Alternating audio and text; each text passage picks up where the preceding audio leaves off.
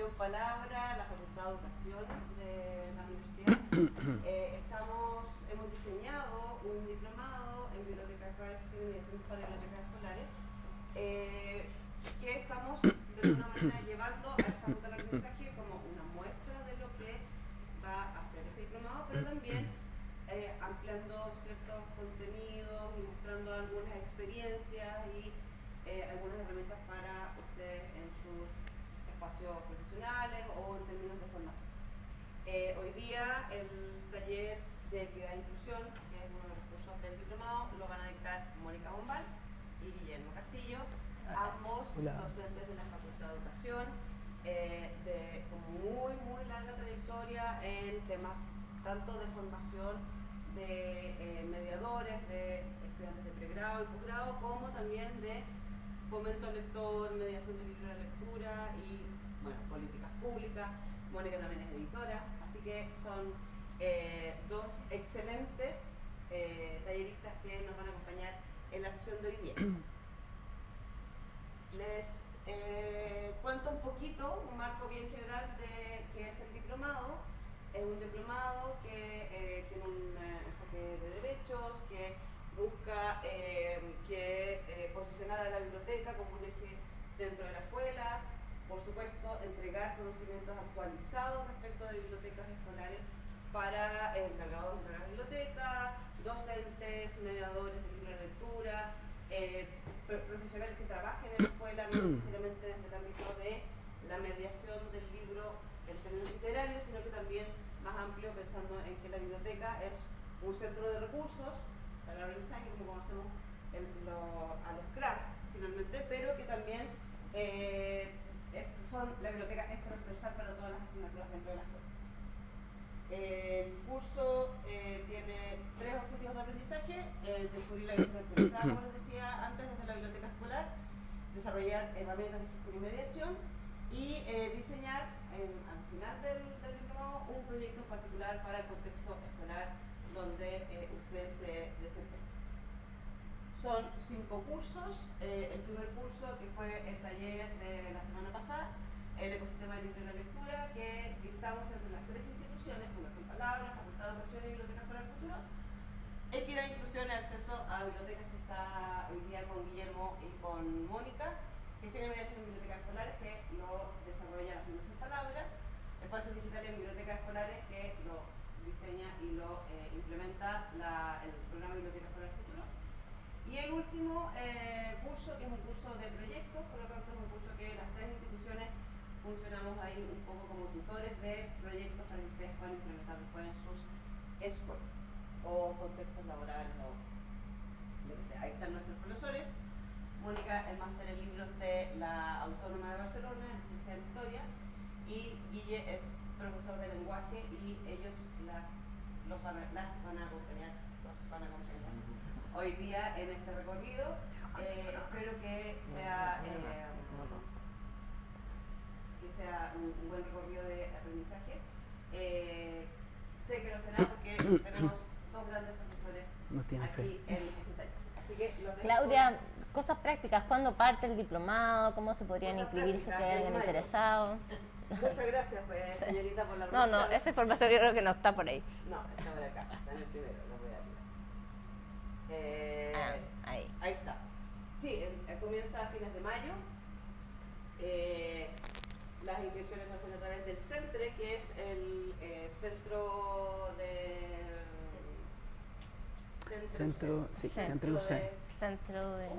Educación Continua. Sí, Educación Continua, buena. Sí, eso es, Centro de Educación Continua. Sí, está la Facultad de Educación, es quien moviliza de alguna manera el tema de inscripciones, y eso. Todas las consultas están disponibles en la web del CENTRE UC, donde se puede buscar el diplomado en bibliotecas escolares. Inclusivo, CENTRE. Entonces, si ustedes googlean diplomado en bibliotecas escolares UC, les va a aparecer. Así que es más. Pero partimos en mayo, terminaríamos por ahí por noviembre. Son clases online, pero sincrónicas, es decir, tenemos reuniones como en un espacio virtual. Y bueno, vamos a ir, cada curso va a estar dictado por profesionales de alguna de las 3 instituciones. Y una instancia presencial. Sí, la primera es presencial. Hoy sí, yo... O sea, por suerte estoy yo para hacerte preguntas, aquí como palo blanco. Ahí dice clases en vivo. Clase en vivo, claro, clase en vivo. Pero sí, efectivamente hay una jornada inicial que es presencial. Que en vivo no es presencial necesariamente. En vivo puede ser, es online, pero en vivo. Claro. No es que queden grabadas. O sea, no es que en el fondo uno suba un video y ustedes vean el video, sino que participamos presencialmente. Tenemos unas sesiones, virtuales pero presenciales, y tenemos una instancia presencial probablemente en el campus San Joaquín, donde está la Facultad de Educación. Y en esa instancia la idea es que conozcamos también tanto la propuesta de la Biblioteca para el Futuro como de la BILIG, que es la biblioteca de la Fundación Palabra, que está en el barrio Mata, que es muy bella, la pueden ir a conocer.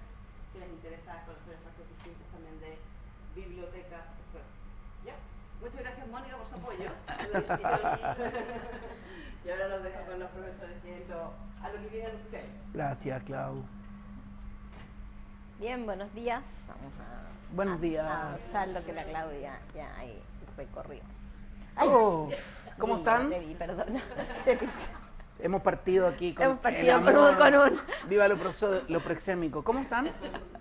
A ver. Sí, muy bien.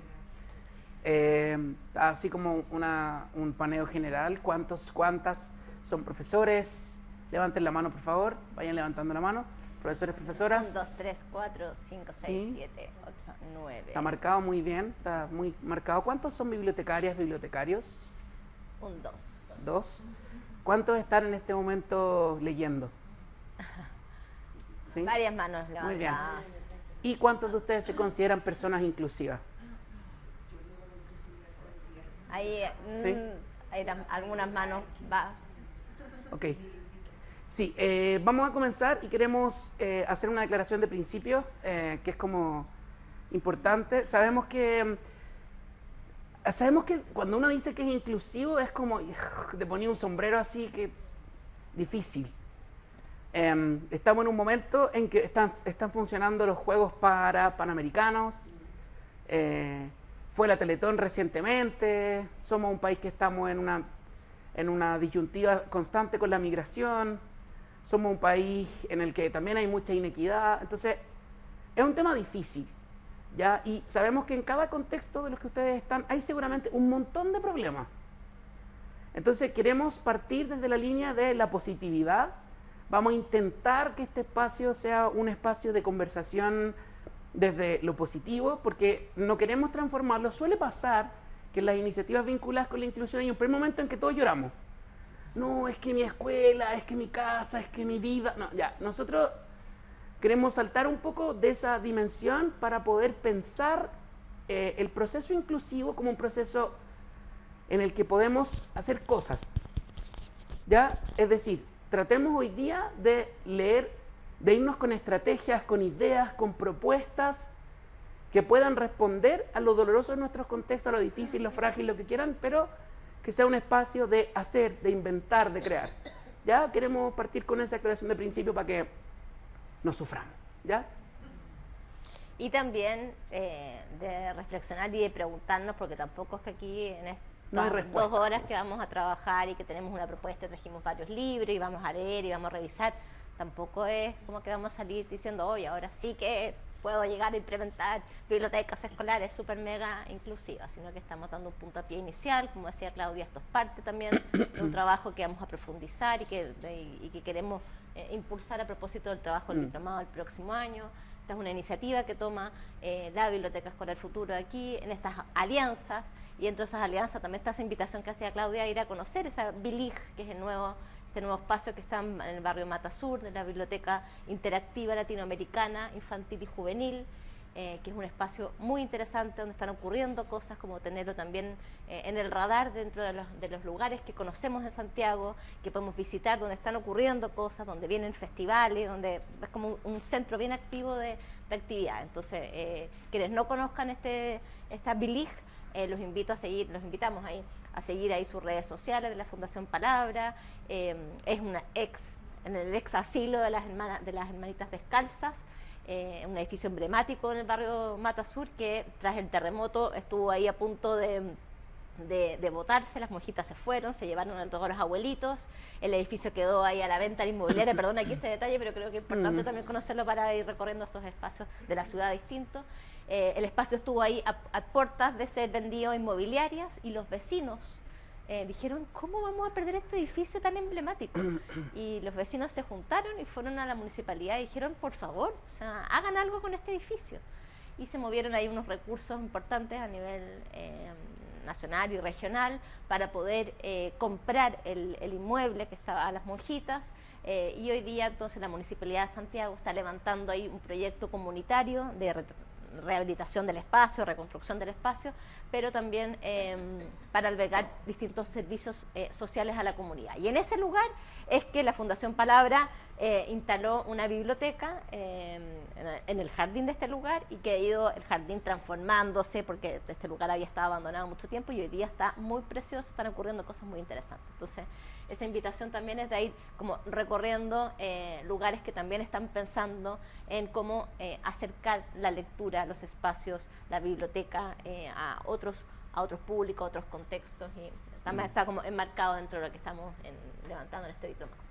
Sí, y antes de partir con la primera actividad, una pregunta también bien frontal, políticamente incorrecta.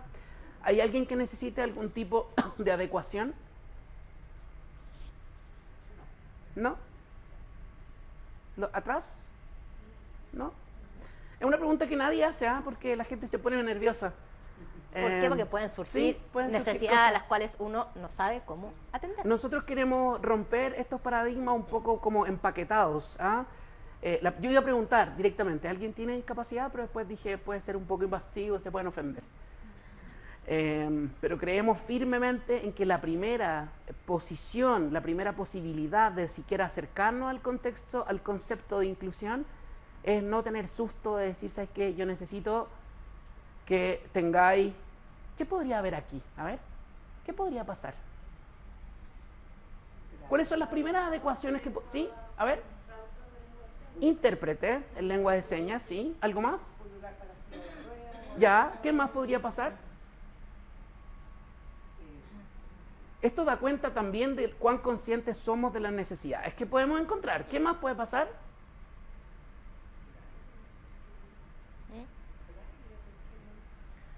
¿Qué pasa si hay una persona que no habla español? ¿Una persona que no sabe leer? Ya, partimos de ahí. O sea, estas cosas también pueden ocurrir. Y antes de la sorpresa y la reacción reactiva, ¿qué hago? Primero preguntamos, ¿ya? Y eso yo sé que algunas personas no están de acuerdo, pero desde nuestra posición creemos que lo primero, a mí me encantaría que cada vez que voy me pregunten si necesito algo. ¿Ya? Partimos entonces. Mónica, ¿estamos? Sí, también hay ser consciente que tal vez efectivamente, si aquí hubiera habido alguien que necesita intérprete de señas, no tenemos hoy día acá. Y ese es un problema importante en temas de acceso. Entonces, sin duda, que cuando uno levanta un curso sobre este tema, tendríamos que haber a los inscritos preguntado para ver cómo podemos, porque hay ciertas cosas que podemos tratar de adecuarlas y otras cosas que nos van a faltar herramientas. Yo no sé lengua de señas, ¿tú, Guille?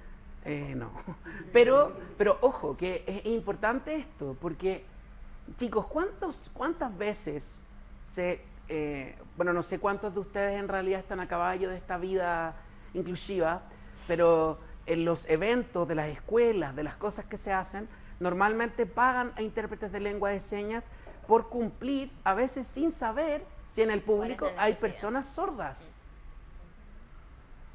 Entonces, es muy importante, lo primero es no tener miedo, no tener ese susto atávico de, voy a invadir al otro. Ya, puta madre, si te invado, después te pido perdón. Pero prefiero, yo creo que es muy importante, a mí no, yo les digo, yo prefiero pedir perdón que permiso. Nos estamos dando cuenta aquí. Sí. ¿Y por qué? Porque creo que durante mucho tiempo la construcción de la mediación ha sido desde el lado. Ya lo vamos a ver ahora con ejemplos súper concretos, pero lo primero que debe pasar siempre es que nos atrevamos a preguntar. Porque eso también abre otro prejuicio, lo destruye, y es que las personas con necesidades de todo tipo siempre andamos así. queremos pasar súper piola, ojalá no se note. ¿Ya? Entonces partamos desde esa base, así que eso, ¿ya? No sé, Mónica, le damos con lo primero. Démosle, le vamos a dar con un pequeño ejercicio que tiene que ver con tratar de pensar una pregunta, y ahí tenemos unos post-it para tratar de ir respondiéndolo y compartir. ¿Cómo pueden las bibliotecas escolares contribuir a la inclusión? Entonces, la idea es que como pensar sobre esta pregunta, una pregunta gatilladora con la cual vamos a estar hoy día trabajando temas de selección, de mediación, pero primero hoy día ustedes, que la mayoría de ustedes trabajan en un contexto de biblioteca escolar o en una escuela, en una biblioteca, o sea, en algún establecimiento educativo que cuenta con un espacio, porque desde ahí nos imaginamos la motivación de venir a este diplomado, ¿cierto? Entonces, o sea, a esta ruta. Entonces, pensar cómo desde lo concreto puede contribuir una biblioteca a hacer un espacio de inclusión. Una frase cortita, una oración simple. Ya, para que no... Y post-it por montón Sí. nos dejaron por aquí. Así que, Vamos, si un quieren ahí, post-it cada uno y lo vamos pegando. van pasándolo.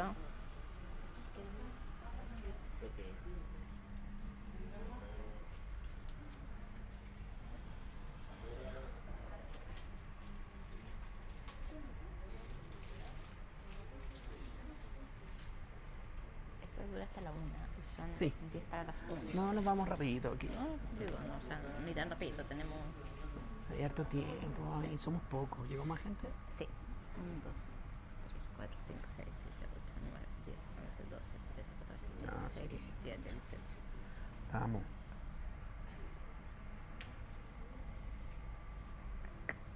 Muy correcto. ¿No? Ah, ya. Bueno, No, claro.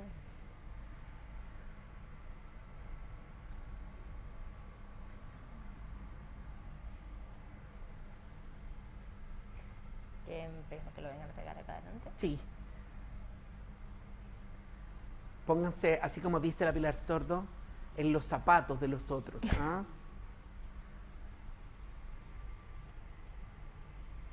No se puede.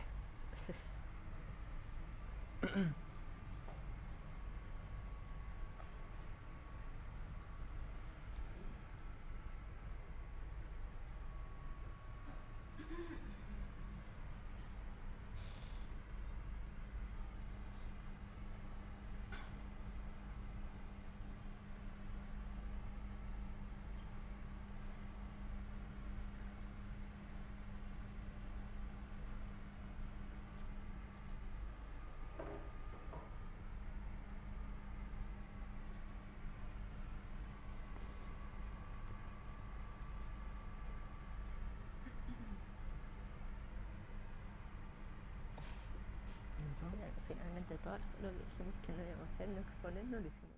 Mónica, no sé dónde los pegan, si quieren... Tenemos una pizarra blanca, si quieren venir acá adelante. Sí, vengan a pegarlo. Eso, por favor. Ah, Bueno, pasa nada. Vengan a pegarlo acá adelante, así se mueven un poquito también. eso.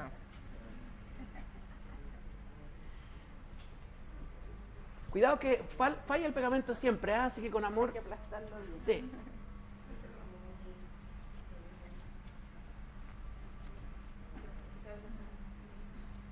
Todo sirve, ¿cierto? Por supuesto, todo.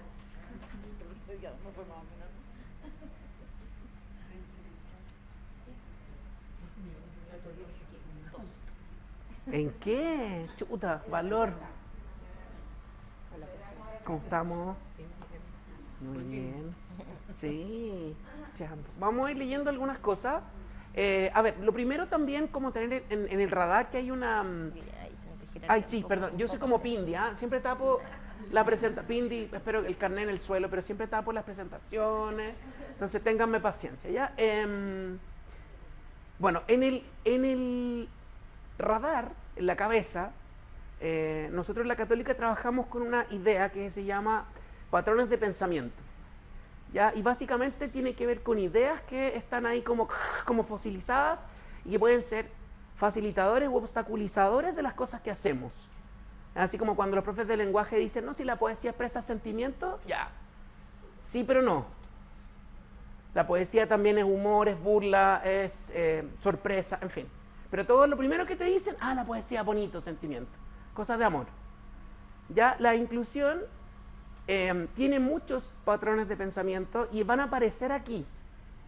Ya, entonces vamos a leer estas cosas que ustedes escribieron y vamos a tratar de ir mirando cómo esto se puede transformar en un facilitador, en un obstaculizador de esto que estamos planteando de la biblioteca para todas y todos.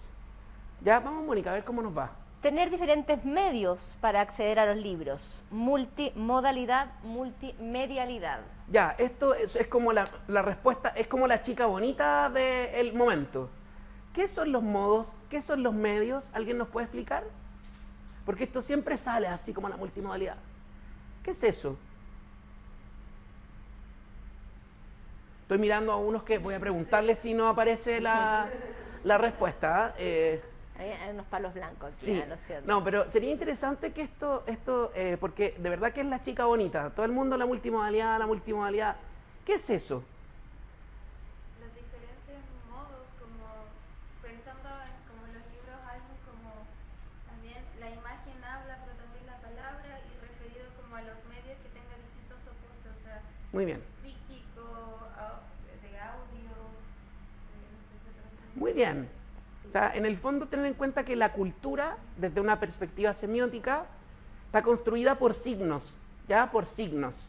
Signos olfativos, signos táctiles, signos kinésicos, signos visuales, signos auditivos.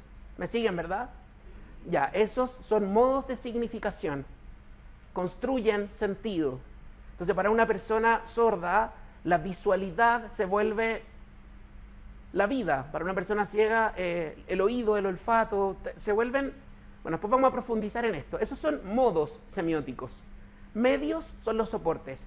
El audio, por ejemplo, un cortometraje, un libro silente, en fin. Entonces, cuando ustedes dicen distintos modos, distintos medios, sí, una súper buena forma. ¿Suficiente? No sé, veamos. Pero sí tener conciencia de que se pueden ir ampliando todos esos Sí. modos y esos medios, sin duda que es ahí Muy bien. un gran tema. Conociendo a su comunidad. Ah, bonito. Conociendo a su comunidad, punto 1, para ver lo que necesitan. Un poco en la línea de lo que estábamos planteando aquí al principio. Sí, no tengan miedo cuando veamos gestión y eso. Las bibliotecas, las aulas se mueven, tienen que preguntar, hacer diagnósticos, ver qué es lo que pasa, conocer sus necesidades. ¿Un chucao? Ya. Mirando y haciendo algo, construyendo desde las diversidades. Mirando y así. Mira, Mónica, está bueno. Generando espacios de encuentro que sean inclusivos, despertando la empatía en otros a partir de la lectura. Uy, ¿quién puso eso? Interesante. ¿Qué significa despertando en otros la empatía a través de la lectura? ¿Lo explico? ¿Sí? Sí, po. Yo pienso que en verdad la lectura con las historias que te cuenta o incluso con, no necesariamente literarias, no, incluso también no literario, te puede llevar a entender mejor situaciones que a veces están muy alejadas de ti. Muy bien. Y eso cambia tu visión también sobre lo que sucede a tu alrededor o lo que no pasa a tu alrededor, no ves y solamente está en la televisión y te quedas con lo que te dice la tele. Entonces, ¿no? La lectura puede llevarte como a esa diversidad también de sentimientos que tienen, de vivencias que tienen las otras personas. Yo quisiera agregar ahí como este mundo ficcional, como uno entra en el libro, vive como la historia de los personajes, pero también uno después sale. Entonces como un poco ponerse como en el zapato de otro. Sí, vamos a hablar de eso en un rato en profundidad, gracias chiquillos, porque sí, efectivamente, no es que ustedes hagan orientación, los bibliotecarias a veces tienen que ser orientadores, los profes también, no es eso lo que les estamos pidiendo, sino que tengan en cuenta que la literatura puede ser el otro día escuchaba en México, decían, espejear. Sí, la literatura puede producir, lo vamos a ver en un segundo, espejos en los que nos reflejamos, pero también otras cosas, ¿no? Entonces sí, empatía desde el sentido más, menos psicológico si quieren, no es solo me pongo en tus zapatos, sino que también me doy cuenta que hay realidades que son muy distintas a la mía y que no voy a llegar a conocer nunca, pero que la literatura me permite acercar. ¿Ya? Lo que pasa es que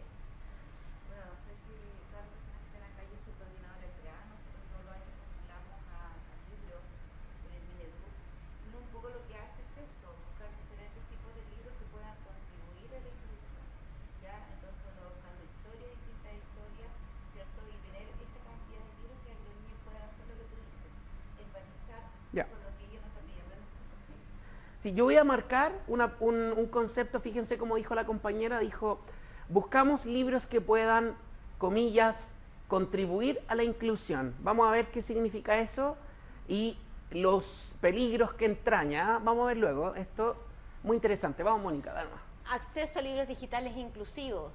¿Cuáles son esos? La lectura digital porque puede ser escuchada también.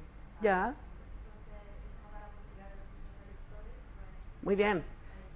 Y las aplicaciones, los libros digitales inclusivos no solo son para escuchar, de hecho es como lindo eso, porque muy bien, hay a lo mejor Mónica, tú como con esa sí o los libros app, se pueden hacer más cosas incluso que escuchar, ¿no? Es como... Vamos a llegar cuando hablemos de selección y mirar. Sí, vamos para allá. Visibilizar las distintas diversidades, muestras, ferias, charlas. Muy bien, visibilizar. Ser espacios que con la diversificación de sus instrumentos garanticen el derecho a la educación, a la lectura, escritura y al esparcimiento. ¿Cachá? Ser espacios. ¿Ya? Conocimiento profundo de su contexto y capacitación. Sí, muy bien, no sé quién puso esto. Hay varios que han puesto ahí el tema de hacer esa radiografía, de conocer a las comunidades, de preguntar, de levantar esos diagnósticos. Sí, yo quiero quedarme con la segunda patita, con la capacitación. Creo que el camino al infierno está pavimentado de buenas intenciones y el camino a la inclusión también. Es muy... Y esto puede sonar mal, está bien que suene mal. Nadie podría, así como nadie dice que... Nadie diría que no trabaja por eliminar la pobreza o que no le gustan los pobres. Tampoco nadie diría que somos poco inclusivos directamente, que no nos importa. Es como un comentario marcado. No obstante, ser inclusivo o trabajar desde el enfoque de derecho supone formarse. Supone formarse. O sea, por mucha intención amable, amorosito que yo sea, si no tengo elementos formativos, es decir, por ejemplo, manejo del diseño universal, por ejemplo, manejo a lo mejor de modos distintos de lectura, me voy a quedar en la buena intención. Esto está bien igual, yo puedo construir redes, no tengo por qué ser la experta, pero sí es importante saber que no basta con la buena intención. Es clave la capacitación, la formación, por eso están aquí. ¿Sí? Informarse de la realidad de la unidad educativa, contar con los implementos necesarios, ponerse en los zapatos de otro, empatía, considerar los espacios y accesos, recursos variados y capacitaciones, vuelve a repetirse ahí la capacitación, fomentar lectura y conversatorios sobre la real intención, no, la real Inclusión debe ser. inclusión en el liceo o colegio para toda la comunidad. Muy bien. Ahí. Estamos, ¿no? Sí. Chiquillos, chiquillas, es un buen pie. Hemos partido bien. Hemos partido bien. Nos encanta que aparezcan lo que hacemos bien, nuestras fragilidades también, nuestras dudas también, los patrones de pensamiento también. ¿Qué les pasa a ustedes con esta primera partida? No sé si quieren comentar algo de lo que hemos hablado y luego ya nos lanzamos. Ya está puesta la lámina sobre qué es y qué sabes del enfoque de derecho. Cuéntenos, pueden vincularse también con esta pregunta. ¿Conocen el enfoque de derecho o no? Que está súper de moda también. ¿No? ¿Alguien de los presentes lo ha escuchado? ¿Sabe de qué se trata?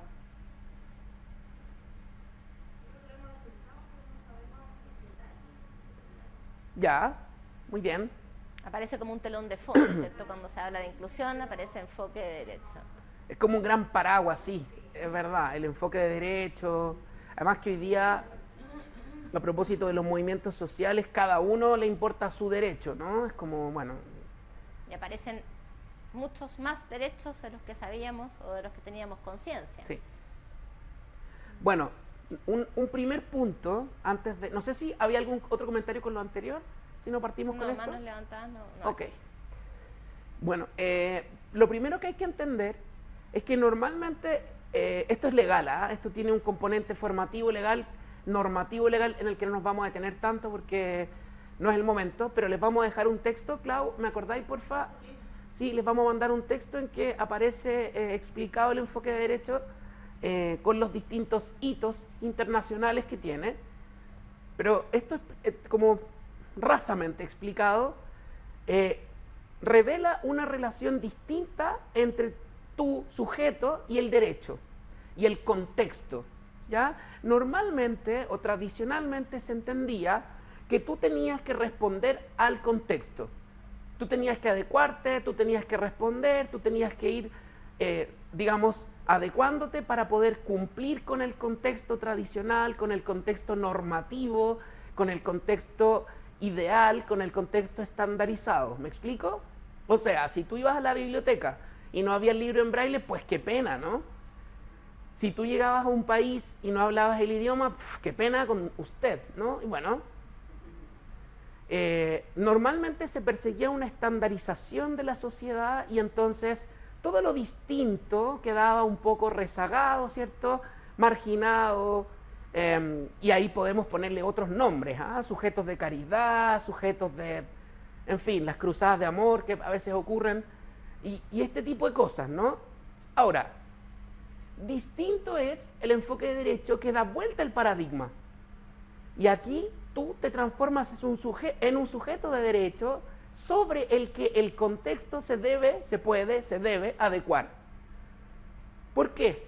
Porque se asume que el contexto, que la sociedad está construida, configurada por sujetos valentes, pensantes, preguntantes, opinantes, con derecho. Entonces, esta vuelta supone hartas cosas. Primero, supone que el contexto se adecua. Ya el problema no está en ti, no eres tú, soy yo, como en las parejas así. Ya el contexto se adecua. El contexto determina, mira, en realidad hay una persona, hay una comunidad, hay un grupo humano que requiere de mí tal o cual adecuación, tal o cual proceso, tal o cual modificación del entorno. Y ahí vamos a ver luego, ¿no? Profundizar esto. Por último, el enfoque de derecho da cuenta, va evolucionando, ¿cierto? Y permite la emergencia de algunas ideas que hoy día son, afortunadamente, como otro telón de fondo, y por ejemplo es el diseño universal. Hoy día diseñamos para todos, hoy día pensamos en todos. Mientras menos excepciones hayan, mejor. O sea, yo al construir, al pensar en mi biblioteca, me anticipo, entendiendo que todo el mundo tiene derecho y digo, a ver, ¿quiénes van a venir a mi biblioteca? ¿Van a venir personas que pueden tener discapacidad? ¿Van a venir personas que pueden no saber leer? ¿Van a venir personas que puede que no les guste leer? ¿Van a venir personas con disidencias de género? ¿Personas migrantes? ¿Personas de pueblos de primeras naciones? ¿Y eso qué va a suponer? Va a suponer que yo tenga que responder a necesidades. Y va a suponer un cambio profundo en el espacio, en las prácticas. ¿Me siguen o no? Sí. Eso suena muy animoso, me encanta. Es demasiado relevante que comprendamos que cuando hablamos del enfoque de derecho, no es una declaración de buena crianza. No me quiero detener mucho en esto, pero la declaración, bueno, la OEA particularmente, me encantaría, ya les voy a pasar más de un documento, Clau, acuérdanos, ¿ya? Sí, porque es súper importante que tengan en cuenta que existen normas a los que los estados suscriben para cuidar, para salvaguardar el derecho de las personas. Y que implican acuerdos, conversaciones. Totalmente. O sea, todo es un proceso que ha significado estar hoy día, porque hay muchas voces que se han tenido que poner de acuerdo, ir construyendo este cambio de paradigma. Y eso implica entonces ajustar las normativas de cada uno de los países, tener mínimos comunes, tratar de ver cómo y con qué metas se van cumpliendo, y eso es siempre lo que aprieta los zapatos de cada uno de los países. Sí, porque las realidades de los países son diferentes, pero lo relevante, lo importante aquí en lo tocante a la biblioteca, ¿cierto?, es que entendamos que desde un enfoque de derecho, la biblioteca se transforma en un espacio que responde, en un espacio dialógico, en un espacio conversante con el contexto, si quieren, ¿no? En un espacio que dice, mira, también no puedo. ¿Ya? Y esto es súper fuerte. O sea, nosotros estamos hoy día investigando por otras razones la accesibilidad de los grupos, de algunos grupos minoritarios a la lectura. Y cuando llegamos a decir, ¿sabes qué? No, ellos no compran en librería, no compran porque no encuentran nada para ellos.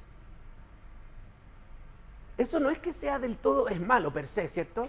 Pero no es que sea malo ni bueno, es que obedece a contextos distintos. Les vamos hoy día a mostrar libros que hace 30 años no eran libros, no era literatura, era un juguete, era un, no sé. Y eso implica que la sociedad cambió, que el paradigma se movió. No es una cuestión solo de recursos, estimados, estimadas, porque ustedes podrían decir, ya, bueno, yo quiero cambiar mi biblioteca, pero no tengo ni un peso. Vamos a descubrir que no es solo eso. ¿Ya? Bueno, vamos a seguir avanzando. De momento no sé si hay alguna duda con este primer punto. No, y de nuevo recalcar la idea del proceso. O sea, cuando uno dice, ya, quiero transformar mi biblioteca, uno no va a lograr de un día para otro tener la biblioteca mega No. inclusiva. O sea, son etapas, son procesos. Ahí hay una mano levantada. Sí.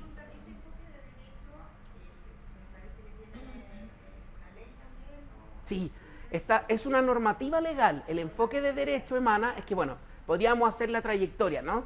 Pero emana desde la Declaración de los Derechos Humanos, después la Convención de los Derechos, particularmente una que se da en América Latina, y también respondiente o tributante a la ONU, ¿no? Entonces no es una idea que se le ocurrió a los profesores buena onda, son normativas políticas. Porque, a ver, un ejemplo, quizás ayuda a esto.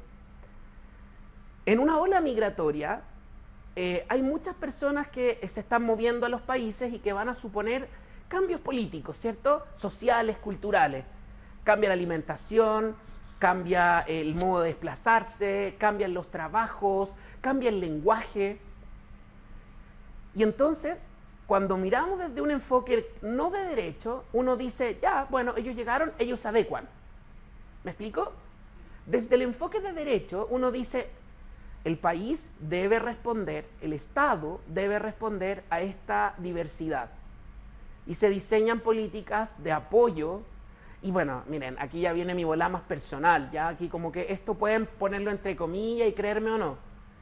Pero por lo menos a mí, por eso lo digo a nombre mío, no del equipo, porque puede que los chiquillos no estén de acuerdo, hay que dejar de hablar de inclusión. Porque la inclusión es un concepto súper marcante. El enfoque de derecho debiera primar, sacar la inclusión y entender que no tenemos que incluir, sino que tenemos que considerar al otro como parte constitutiva, no a incluir. ¿Me explico? Bueno, pero eso es una bola, nada más que eso, ¿ya? Sigamos. No, lo que yo iba a preguntar, pero Sí, sí. si es una ley, no sé, toda esta normativa que tú decías, ¿cómo está nuestro gobierno o Mineduc? Ya. ¿Cómo vamos por ahí? Sí. Bueno, Chile suscribe a la convención, suscribe uno de los países que firma la convención y se hace cargo. Ahora, ¿cómo estamos? Más o menos estamos. Sí, pues dale. Uno de los ámbitos de acción vinculado al Mineduc, por ejemplo, es cuánto tributa el Estado de Chile a cumplimiento de los derechos, por ejemplo, de la Convención del Niño, Sí. la niñez. Y cada cierta cantidad de años, por lo menos 2 a 5, no recuerdo cuánto, pero en un periodo más largo de tiempo, esta Convención de los Derechos del Niño evalúa cómo está yendo a los estados, que son parte de la Convención. Sí, lo mismo pasa. La gran mayoría de los países del mundo, excepto Estados Unidos, que es una cosa que uno no logra entender, pero bueno, la Convención de los Derechos del Niño, nosotros somos Estado parte. No En sabía. general, en educación nos va mal siempre. Nos va mal en términos del derecho al acceso a la educación, por ejemplo. Pandemia fue súper radical, Sí. obviamente, en términos de acceso.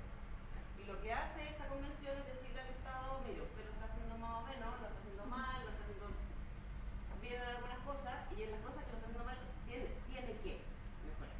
Tiene que mejorar el acceso, tiene que mejorar las condiciones de, por ejemplo, los niños que están en los CENAME, en el espacio de la niñez, tiene que mejorar muchos aspectos, incluso aspectos que tienen que ver con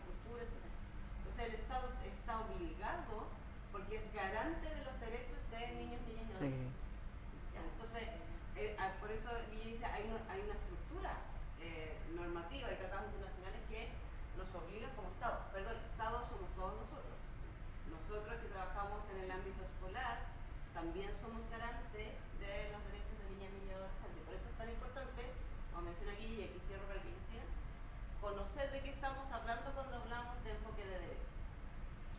Ahora, una señalar que hay que estar revisando porque constantemente se están haciendo actualizaciones de las políticas públicas Sí. que está haciendo el gobierno respecto al enfoque de derechos que estamos recién implementando. bueno, hay un marco legal que se va empujando con distintas normativas, como dices tú bien, que se van ajustando. O sea, tenemos hoy día en curso una ley de inclusión en el ámbito escolar que, primero, elimina las barreras de acceso al colegio en cuanto a recursos económicos, ¿cierto? La imposibilidad de cobrarle a la familia cuando hay una intervención, cuando hay una subvención estatal. Entonces, hay una cantidad de normativas que van ajustándose, que se van cumpliendo. Hay deuda sin duda, pero insisto, no hay que enmarcarlo en esta lógica de este proceso. Sí.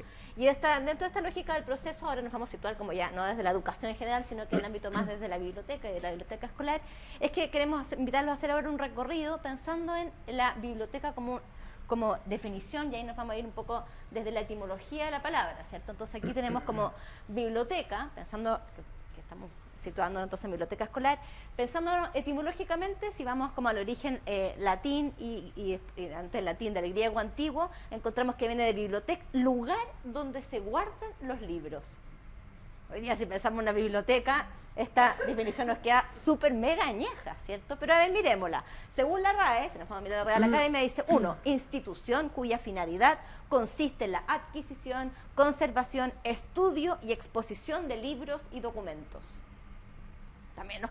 O la otra, lugar donde se tiene considerable número de libros ordenados para la lectura.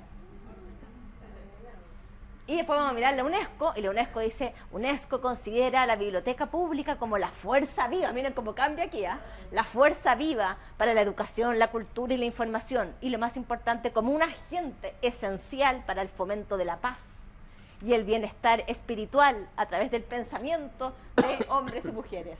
O sea, cómo van cambiando estas nociones de biblioteca. Pero bueno, si nos quedamos con estas primeras, desde la RAE, ¿cierto?, la etimología de la palabra, podemos encontrar que los distintos países han ido construyendo estos monumentos, ¿cierto? Esta biblioteca, pensándolo desde este espacio donde se conserva el saber, es un espacio entonces formal, majestuoso, muy desde, en el fondo, en el centro de las ciudades, ¿cierto? Estos espacios muy de monumento. Ya hacemos un pequeño recorrido, que además siempre es bonito hacer como esta idea de este viaje, ¿cierto? Entonces tenemos la Biblioteca Pública de París, o el Gabinete Portugués en Río de Janeiro, o acá una biblioteca en Austria, con estos cielos maravillosos, la Biblioteca de Baltimore en Estados Unidos, la de Praga en República Checa, de Dublín en Irlanda. Ven ahí las caras aquí están abriendo la boca con estas fotos que son así como muy majestuosas, tipo Harry Potter, la que estamos mirando ahora, muy de ese tipo de biblioteca. El cielo de la biblioteca de la Universidad de Coimbra en Portugal, que está todo pintado con un ángulo de la fotografía muy impresionante. Ahí seguimos mirando otras. La Biblioteca Nacional de Estocolmo, en Suecia, en el año 1928, siempre, entonces, esta lógica de estos grandes monumentos en los centros de las ciudades. Y bueno, llegamos aquí también, estamos al frente aquí de la biblioteca, nuestra biblioteca, la Biblioteca Nacional, ¿cierto?, que está también dentro de los rankings que se hacen así arquitectónicos de la biblioteca, también dentro de las 50 más majestuosas del mundo. Ahí tenemos algunas fotos de los salones interiores de la biblioteca. Y entonces esta idea como del espacio monumental, ¿cierto?, también lleva un buen tiempo en pensando si son esos espacios los espacios de biblioteca que deberíamos resignificar en un siglo XXI. Y más cuando pensamos que llevamos ya 2 décadas con esta invasión del libro digital y con este momento de temblar y decir, se van a derrumbar estos espacios de biblioteca porque lo digital se va a tomar todo y entonces no se van a justificar estos espacios. Bueno, y ahí entonces citamos y tomamos ahí a Roger Chartier, que es un gran como historiador que ha estado mirando los procesos del libro, la lectura y las bibliotecas, y Chartier frente a la pregunta, ¿están estas bibliotecas están llamadas a morir? Y él dice, desde luego, si con la digitalización uno puede acceder con un computador, ¿cierto?, con un ordenador, a sus fondos desde nuestras casas, entonces estas parecen llamadas a morir. Pero al contrario de lo que piensan en Google, los anaqueles de una biblioteca sirven para que los ciudadanos puedan mantener una relación con el pasado y para la comprensión de la cultura escrita a lo largo de la historia, ¿cierto? Esa historia con mayúscula. En cuanto a los investigadores, no pueden abastecerse solo en Internet. Cualquier investigación necesita de la dimensión sociológica, histórica, antropológica y textual, por lo que es necesario leer los textos en la forma en que los lectores del pasado los leyeron. La materialidad del objeto, del libro, es fundamental. Por tanto, creo que las bibliotecas sobrevivirán a su muerte anunciada, ¿cierto? O sea, llevamos 2 décadas diciendo, no, esta llegada a Internet y de las bibliotecas digitales van a hacer derrumbar esto. Entonces, encontramos que desde la arquitectura se siguen haciendo estas bibliotecas, se siguen pensando entonces en los contextos, se siguen pensando entonces en cómo hacer adecuaciones, y ahí, bueno, ahí tenemos la biblioteca de Tokio, ahí vemos entonces bibliotecas ya más modernas, que van jugando con las formas, o la biblioteca de Vasconcelos en Ciudad de México, o sea, para tener siempre referente no solamente europeo, sino que también latinoamericano. Entonces ahí tenemos la biblioteca de Ciudad de México, que es un caso bien emblemático e interesante. Ahí tiene parece como tiene un fósil de un dinosaurio gigante en la... Qué bacán. Y lo bonito, y aquí también pensando en, bueno, cómo también esta idea de, sí, tenemos que seguir construyendo bibliotecas, pero tal vez no de esta majestuosidad en los centros de las ciudades, sino que tal vez pensar la ciudad distinta. Y en el caso de Ciudad de México, miren aquí qué interesante cómo se hacen 3 fotografías aéreas en donde la definición de dónde se iba a construir la nueva gran, esta biblioteca hipermoderna que les estaba mostrando recién, esta biblioteca se decidió construirla en uno de los barrios más pobres de Ciudad de México, una ciudad que tiene 20 millones de habitantes, una ciudad tremendamente contaminada y caótica a la hora del taco y de moverse de un lugar a otro. Entonces aquí la definición fue, a ver, ¿y si construimos un espacio que además sea un espacio con un jardín y le damos un pulmón verde a esta ciudad que no lo tiene en un barrio donde no se pensaba que la cultura pudiera llegar? Y entonces se construye, y ahí está esa fotografía para ir viendo cómo se habilitó este gran pulmón verde en un barrio donde no había biblioteca, donde la gente no accedía, no podía llegar, porque físicamente las horas del taco de poder llegar al centro, acceder a la biblioteca monumental que tiene también el DF, no era posible. Entonces, ¿cómo las ciudades empiezan a revalorizar también el tener bibliotecas, pero desde otros lugares, donde se puede hacer accesible una posibilidad y llegar a una población a la que no estaba llegando? Entonces, bueno, ahí son otras bibliotecas que piensan desde la forma, desde los espacios que tienen que ver con temas de clima, como encontramos en China también estas ideas de espacios que puedan tener muchas plataformas de acceso distintas. O sea, ahí vemos como otro recorrido de nuevas bibliotecas que van pensando en temas de formato, de acceso, de lugares en que se ubica dentro de las ciudades. Como también países, de nuevo volver a Latinoamérica, como países como Colombia establece después de el fin de la guerrilla, bueno, el fin de la guerrilla que todavía de fin tiene, es difícil hablar de fin de la guerrilla, pero en los procesos de construcción para la paz se construyó y se definió en Colombia construir las bibliotecas para la paz. Y vino un proceso enorme de cómo reconversar entre poblaciones desplazadas, entre generaciones de niños que habían terminado siendo involucrados en la guerrilla y habían terminado siendo guerrilleros y tienen que dejar las armas, tienen que hacer todo el proceso de reinserción social. Cómo entonces reconfigurar una comunidad que estaba fragmentada y dolida durante muchas generaciones de guerrilla. Y entonces hay una apuesta muy potente en Colombia de bibliotecas para la paz. Y ahí está el ejemplo de la biblioteca de Virgilio Barco en Bogotá, pero hay en Medellín, en todas, no solamente en las grandes ciudades, sino que en el ámbito rural, cómo se establece fuertemente una red de bibliotecas pensando en una apuesta de que los libros sean esa posibilidad de encuentro, de conversación, de destrabar ese diálogo que durante generaciones estuvo imposibilitado, ¿cierto?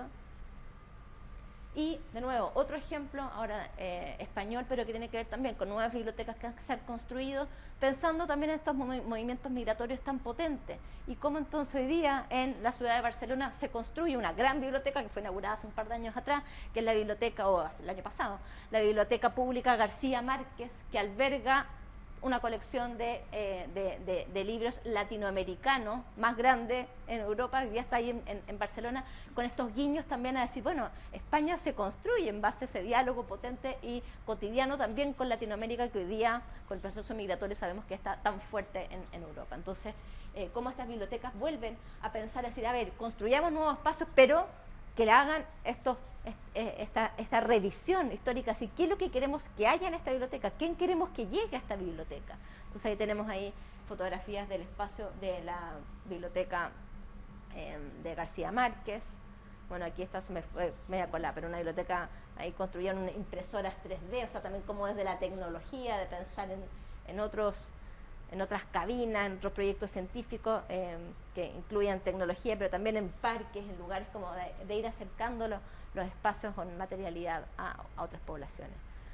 O también acá, volviendo de nuevo al caso de Chile, tuvimos un terremoto gigante, como una comunidad, en este caso Constitución, decidió también construir una gran biblioteca, como entre los procesos de recuperación potente, una de las bibliotecas que además ha ganado muchos premios internacionales, de modo que la reconstrucción también implique este espacio de encontrarnos con un espacio moderno, bonito. Esta es la Biblioteca Pública de Concepción.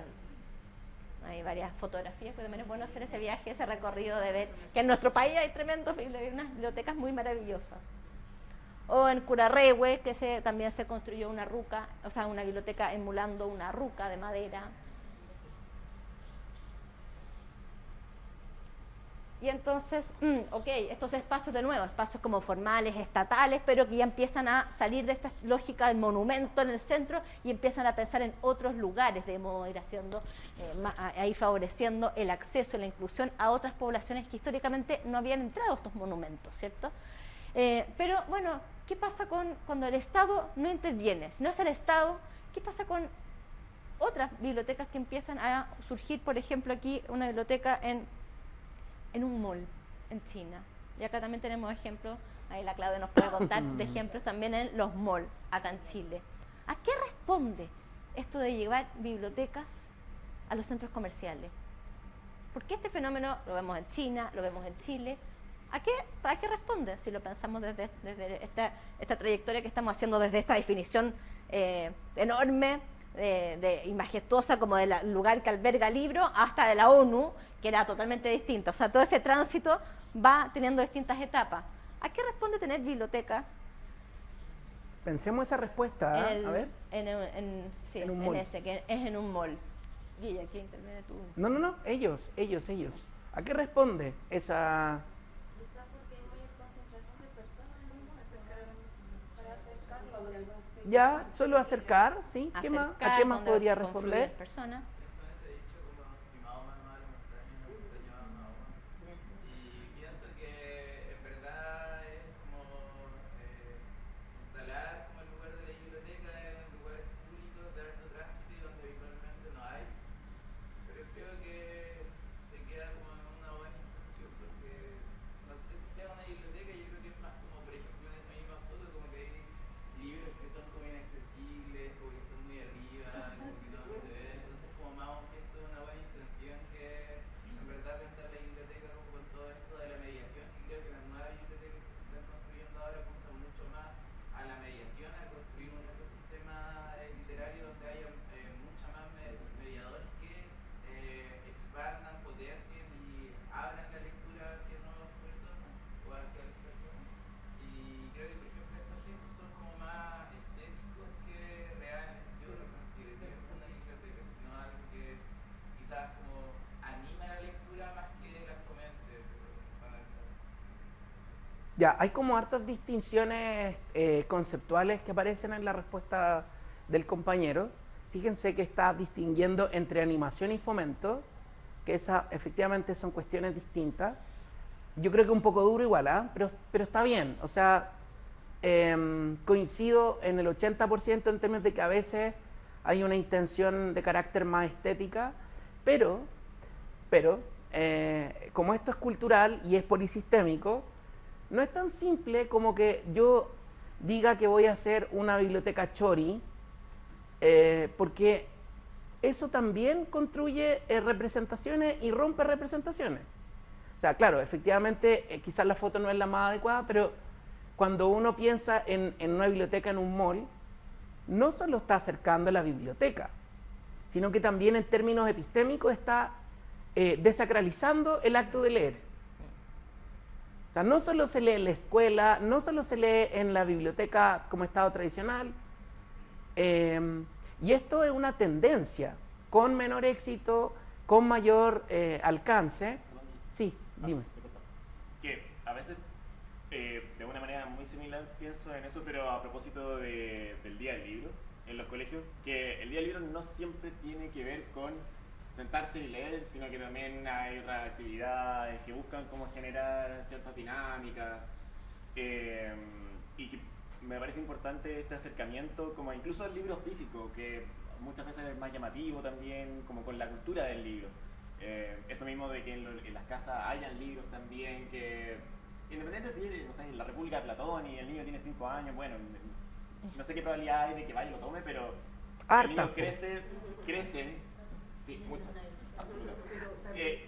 Es bueno que él crezca sabiendo que están esos libros en la casa. Sí. Ahora, perdón, antes que retomar más palabras, yo no quiero hacerme el loco con, y creo que la Mónica tampoco, con lo que está planteando el compañero, y quiero resaltar algo que no dijimos. Cuando pensamos en la biblioteca desde el enfoque de derecho, hay como algunas claves para la comprensión de esto. Estamos en la primera, en un espacio infraestructural, en un espacio físico material. Ese es un camino. Un camino. Yo puedo tener la biblioteca más bella del mundo, más accesible del mundo, más rica del mundo, y no me sirve. ¿Ya? Porque hay que incorporar a lo infraestructural, a lo físico, si quieren, lo que el compañero decía, la mediación, que vamos a llegar hacia allá, y la selección y todo. Entonces, valoro tu respuesta y porque nos abre el espacio a seguir la discusión, Mónica. Sí, y acuérdense que en esta línea que estamos haciendo argumental tiene que ver con partir de cuestionar esa definición desde la RAE, ¿cierto? Como este espacio, pero sin duda que el tema, y vamos a entrar ahí a cuestionar qué pasa si no tenemos muros. ¿Hay bibliotecas sin muros? A ver. Así que yo quería mostrar, bueno, que tenemos acá el ejemplo de lo que significó la instalación de los bibliometros en las estaciones de metro. Sí, con un espacio donde circula mucha gente, se instalaron con gran éxito. Y que están en paro ahora, lamentablemente. Sí, están en paro. Empezamos a ver la gente leyendo potentemente dentro de 3 módulos. Hay una intervención también muy efectiva de ocupar ese espacio que nunca se hubiese pensado. Igual no era accesible para nosotros los ciegos, por ejemplo. Claro. Pero bueno, no importa. Está la biblioteca pública digital. Sigamos. Pensando en una biblioteca en un mall, y la verdad que uno si piensa en un mall a mucha gente muy diversa. O sea, a lo mejor de un grupo de amigas, algunas les gustará vitrinear y tomarse un café o algo, pero a lo mejor hay una o dos que sí les gustaría tener ese espacio para leer. Entonces yo creo que igual es una buena idea, digamos. Ahora, recogiendo sin duda la fotografía ahí de China, era súper, y tu análisis, tu diagnóstico de decir, bueno, eso es súper maquillaje, es una foto impresionante, pero nadie llega. Pero era también por la que también acá en Chile tenemos. O sea, esta idea de desacralizar, sin duda que la fotografía era un mal ejemplo, pero bueno, venían como otros ejemplos que tienen que ver con poner bibliotecas en lugares como estaciones de trenes, en este caso un proyecto residencial en una estación de trenes. Entonces, como esta lógica de ir desacralizando el espacio, esta cosa de idea del monumento, partamos de esa idea del monumento a las grandes ciudades, a repensar nuevas bibliotecas en otros espacios, atendiendo a otra población a la que no llega al centro majestuoso con estas escaleras inaccesibles, de estos monumentos grandes. Bueno, ¿cómo se empieza a pensar este espacio físico, esos espacios físicos en lugares distintos, que lleguen a otro tipo de población, campesino, en este caso, donde circulan la gente que anda con sus cabras, a ver, en Burundi. Y además quería comentar que eso de la biblioteca en el metro, por ejemplo, responde un poco a la necesidad, llamémoslo, de cómo somos los humanos ahora, porque somos mucho más cómodos. Los malls en general nos gustan porque ahí está todo, a las farmacias, a la ropa, hay comida, hay libros, hay de todo. Entonces, hay metro. Hay metro, es fácil llegar. Entonces la sociedad actual es mucho más cómoda que antes. Y también las ciudades también están más fragmentadas, las ciudades han ido creciendo, se van alejando, entonces se transforman y suplen muchas veces el centro de las ciudades, los malls. Bien, entonces, ¿cómo se desacraliza así? Un paso cortito. No sé si alguno de ustedes recuerda un proyecto que se llama Biblioteca Viva. Pero obvio. 11:40. Sí, estamos, dale nomás, pero estamos bien, Mónica. Porque Dale. tengo Ya. información de primera mano. ¿No? Efectivamente, y tiene mucho que ver con generar esta situación de, o tuvo mucho que ver este proyecto de instalar como en la nueva plaza pública, bien entre comillas, que es el mall. Hoy día podemos romper un poco más esa esquema, pero en algún minuto, en los 90, 2000, el mall era efectivamente, o se transformó en muchos lugares donde no existía la plaza pública, atención ahí también, y como los privados en nuestro país vienen muchas veces a suplir lo que el Estado no está generando, que es, por ejemplo, en el Paralelo 14 de en la Florida, donde está el Mall Plaza Vespucio, que es el primero de estos Mall Plaza, El shopping. no había nada. Era un terreno baldío, vacío. De hecho, cuando se instala la biblioteca, por ahí por los 2003, no había la biblioteca pública, que estaba bastante cerca de Florida, era una biblioteca bastante disminuida en términos de gestión y de colección, etc. Entonces, también ahí, nos guste o no nos guste, esté en el lugar de consumo o no, vino a suplir también necesidades y carencias de la misma ciudad, Sí.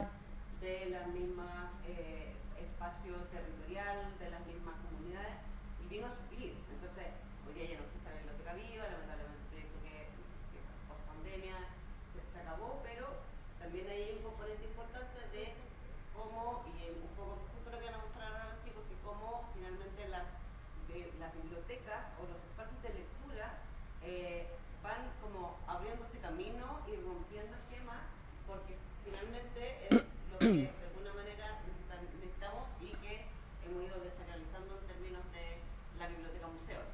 Y ahora con Sí. el concepto de desacralizar, miren aquí, el caso de, te doy la palabra al tiro, de Países Bajos, como también, es decir, la gente ya no usa las iglesias, y ya hay una crisis religiosa tan grande. ¿Qué pasa si ocupamos las iglesias como librerías, como bibliotecas? Y es un caso de una biblioteca increíble que está ahí en una fotografía en Maastricht. Perdón, tú tienes ahí la mano levantada. Un poquito más fuerte, porfa. La Biblioteca de Santiago en Quinta Normal.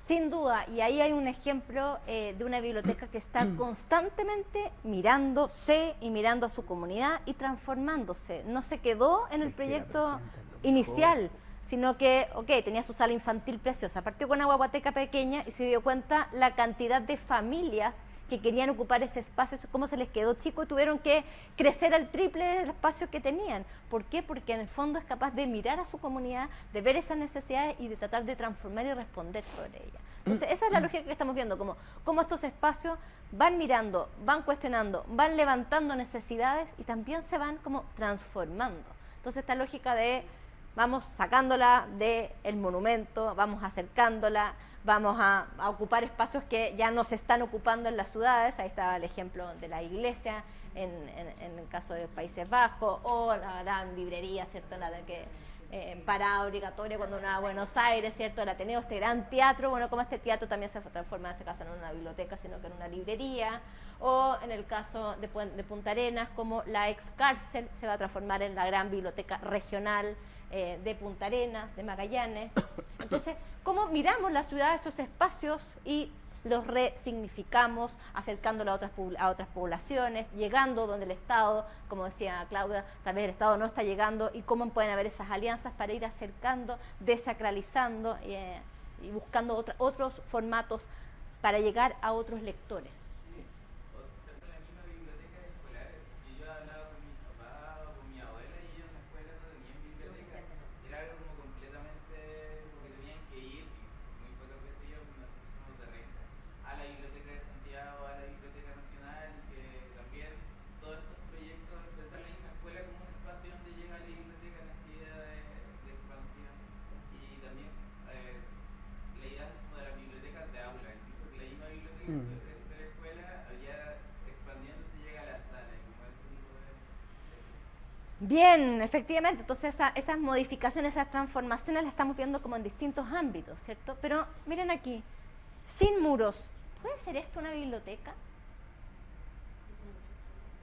Un muro donde está transformado, como un mural hecho a punta de distintos códigos QR. Sí, miren aquí, miren este proyecto en Paraguay, en Asunción, en donde hay una comunidad, la comunidad de la Plaza Amapolas, un sector donde no había biblioteca y donde la comunidad empezó a tener un diagnóstico que post pandemia no se estaban viendo con los vecinos, estaban creciendo ahí esa desconfianza que se traduce luego después en delincuencia, en violencia, todo lo que sabemos que genera el no conocerse con el otro, el tenerle miedo. Y entonces la misma comunidad levantó esta idea, este proyecto de, en un pasillo muy sencillo, levantar para encontrarse, para que las personas pudieran encontrarse en común, un panel hecho por los mismos vecinos, con algunas ayudas, con distintos códigos QR de libros que son descargables, y se consiguieron ahí acceso a internet, que esa comunidad no tenía internet. Entonces la gente va a tener internet y a descargar los libros y aprovecha de compartir. ¿Esa es una biblioteca? Una biblioteca sin muros. ¿Puede ser una biblioteca? O acá en Chile, de nuevo, volver siempre al caso chileno para ver que también acá en Chile estamos pensando e innovando, y nuestras ideas no nos quedan como recetas sino que también aquí se están mirando y haciendo proyectos interesantes. Antofagasta y Pudahuel tienen en los aeropuertos también estos módulos de biblioteca donde uno se acerca y por el solo hecho de tener un root puede bajar la aplicación y tener ahí, en este caso, acceso a libros digitales. Entonces, ¿qué pasa con esto? Lo digital en otros espacios, en aeropuertos, en una plaza, en una calle. O ya, si no tengo ni el espacio físico, ni tengo el código QR, ¿puede un hombre con un burro transformarse en una biblioteca? El gran caso de Luis Soriano en Colombia, ¿cierto? Todo ese gran trayecto que tiene de caminando y caminando con sus dos burros, ¿cierto? Por distintos territorios en Colombia. O si lo llevamos a Kenia, el camello, esta foto es muy bonita, y con la mujer bibliotecaria, y como las niñas en este caso se acercan mayoritariamente a buscar sus libros. O si nos vamos a Mongolia, ya totalmente otro escenario, también esta misma idea del bibloburro encuentra aquí a los camellos o a los elefantes, en el caso de Laos, con una estrategia potente ahí por una fundación aliada ahí del Estado contra la alfabetización, y entonces estos elefantes que habían sido, muchos de ellos en el fondo maltratados, y tienen todo el proceso de recuperación, le dan una resignificación a estos elefantes, llevando la biblioteca. Y acá en Chile también tenemos también un caso súper emblemático, el de Teolinda Higuera, ¿cierto? Cómo transformó una lancha como bibliotecaria para poder llegar a todas las comunidades en Chiloé que no tenían posibilidades de llegar a donde había espacio de biblioteca, y ella entonces hacer este trayecto con su biblolancha. Entonces, partimos cuestionando esta idea de esta majestuosidad, este espacio, esta RAE, como nos definía lo que era biblioteca. Hoy día hay tantas respuestas distintas de modo de ir acercando esta idea de este espacio y estos libros. Y cómo estos espacios ya pueden ser con muro, sin muro, puede ser con códigos QR, puede ser una persona, puede ser un burro. Bien, para entrar ahora, y ahí entra el Guille, fuerte, a hablar de, o paramos un ratito. Vamos a ¿Hacemos un hacer, break? sí, lo que pasa es que nos vamos a ir con los libros leídos al café, ¿te tinca? Ah, bueno. Sí, vamos, miren, vamos a pasar, ya estamos haciendo este recorrido del impacto desde hacer bibliotecas desde la equidad. Hemos visto ya la estructura, ¿cierto? El espacio, y nos vamos a meter a una idea que es muy polémica y tiene que ver con cómo hacer que la selección sea inclusiva, equitativa. Ya, de ahí hablamos del refugio. ¿Te tinca? Sí. Va a saltar un poquito. Vamos a hacer un ejercicio. Entonces, como nos vamos a ir al café, nos vamos a ir con unas lecturas, ¿ya? Y les vamos a proponer que piensen, vamos a hacer 2 lecturas. Una primera, bueno, primero la pregunta, ¿ya? La pregunta es, ¿cómo estos libros, cómo esta selección que vamos a hacer puede contribuir a una selección, a una biblioteca con equidad, inclusiva, para todas y todos? Ya vamos a discutir algunos conceptos luego a la vuelta, pero queremos irnos con algunas lecturas y vamos a partir con un texto bien emblemático. No es tan conocido todavía aquí, pero se parece a otros que ustedes conocen. Bien, la propuesta es, vamos a leer sí o sí el caso de Lorenzo, pero la segunda opción van a poder votar, porque nos gusta aquí que... Sí, que voten siempre. Tenemos todos los libros y además la Claudia hizo el ejercicio interesante de encontrarlos aquí en la BEF. Entonces, Leamos primero el que es impuesto. vamos a ¿no? leer el impuesto, el caso de Lorenzo, Vamos. pero luego pueden definir y van a levantar la mano para que votemos y leemos La Isla, que está acá, pero lo tenemos escaneado, lo vamos a mirar escaneado. Los Carpinchos, que está escaneado, pero que está ahí. 9 kilómetros. O Gulli Gulli.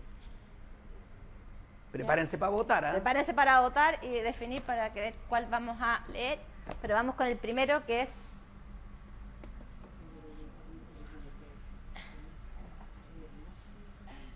Vamos el caso de Lorenzo. Mucha atención. Vamos disfrutando la lectura en voz alta también. Bien. Y podíamos votar. Votemos, sí, votemos. Teníamos alternativas. La Isla, Los Carpinchos, 9 kilómetros, Gulli Gulli. Si quieren lo muestran así. ¿Vamos levantando la mano? Ya, por La Isla, votos. 2 votos. 3 votos, perdón. Gulli Gulli, a ver, Gulli Gulli. 1, 2, 3, 4, 5, 6, 7. Ya ganó, yo creo, Mónica, Parece somos que ganó. 12. A ver, 9 kilómetros. 1, 2, 3. Ganó Gulli No, Gulli. Ya. ganó Gulli Gulli. Vamos. Vamos con Gulli Gulli. Nosotros lo amamos, ¿ah? Hay que Amamos a decirlo, Gulli vamos. Gulli. Pero los libros van a quedar acá, los pueden leer igual, ¿ah? No es que nos estamos Sí. restringiendo ahí la... Vamos a... Gracias, profe. Qué lectura más buena. Un aplauso para el profe. Vamos a hacer un alto de 15 minutos, puede ser... ¿sí? Chicos, chicas, por favor piensen en esta pregunta para que luego volvamos a la mediación y ahí ya discutamos, ¿sí? Ahí, la pregunta se las dejamos ahí abiertas. Ahí, se me fue. Ahí. ¿Qué fortalezas y debilidades tienen estos libros a la hora de escoger una selección inclusiva? Vamos a discutir ahí, ¿ya? Así que, muy bien. Y los libros también quedan por aquí, así que si alguien quiere leer alguno de los otros, adelante. El de Los Carpinchos es muy lindo. Atención acá, estimados, estimadas, ya. Primero, a ver, rápidamente, ya, yo creo que es importante, te tinca, Mónica, que nos posicionemos aquí en Refugio Ventana, rápido, como un contexto general. Hay una teoría, nunca sé si es hombre o mujer, Bishop, ¿qué es? ¿Es ella? Ya. Hay una teórica que es de apellido Bishop, no sabe uno. Bishop, gracias, profesora. Esta teórica plantea una distinción que nos gusta mucho, que después retomada por otras personas, Arispa entre ellas, y esta idea es la idea de que los libros son refugio y son ventana, y son puerta y son espejo. ¿Ya? Y esto que suena así un poco así, no es tan así. Nos gustaría que pensaran rápidamente antes de entrar a la discusión en libros que hayan sido refugio para ustedes. en libros que les hayan sentido, que se hayan sentido encontrados allí, reflejo de ustedes allí. Libros de los que ustedes hayan dicho, sabes que aquí estoy yo. Libros que son sus libros. ¿Tienen libros así? ¿Sí? Libros que ustedes los leen y sienten que es su libro, ¿sí? Que se encontraron allí. No sé si una voz nos quiere contar. ¿Cuál? Así habla Zaratustra de mí. Ah, qué fuerte. ¿Y por qué? Cuéntanos. ¿Qué densidad? Cuéntanos. No fue, llegué por casualidad a ese texto siendo adolescente en una búsqueda Ya. personal, de mucho planteamiento del por qué estoy aquí, cuál es mi motivo, mucho cuestionamiento sobre mi religión, de una familia muy cristiana, de situaciones que, Ya. como ese enojo con Dios al principio, y buscando mi real sentido que yo tenía que tener, no quería depender. Tenías que tener una voz propia. Una voz propia. Y me llega este libro a través de un amigo que era bibliotecario de la experiencia hace tiempo del IPS. Y se llamaba IPS, ¿no? Tenía ese nombre y fue como un clic. Y de ahí Una revelación. como libro de cabecera. Obviamente me llevó a otras áreas de la misma área de la filosofía. Muy bien. Pero que constantemente vuelvo a leer y siento que es como mi cable a tierra. Cuando me siento muy perdida, lo leo y siento eso como aquí me centro y vuelvo como a mi, cuando me siento Eso muy es. perdida. Eso es. ¿Cuál es tu nombre? Patricia. Patricia, eso es el libro refugio. Exactamente. Eso es. Todos lo tenemos. El libro espejo, el libro que nos encuentra. ¿Y el libro ventana, profe Mónica? ¿Qué pasa con el libro ventana?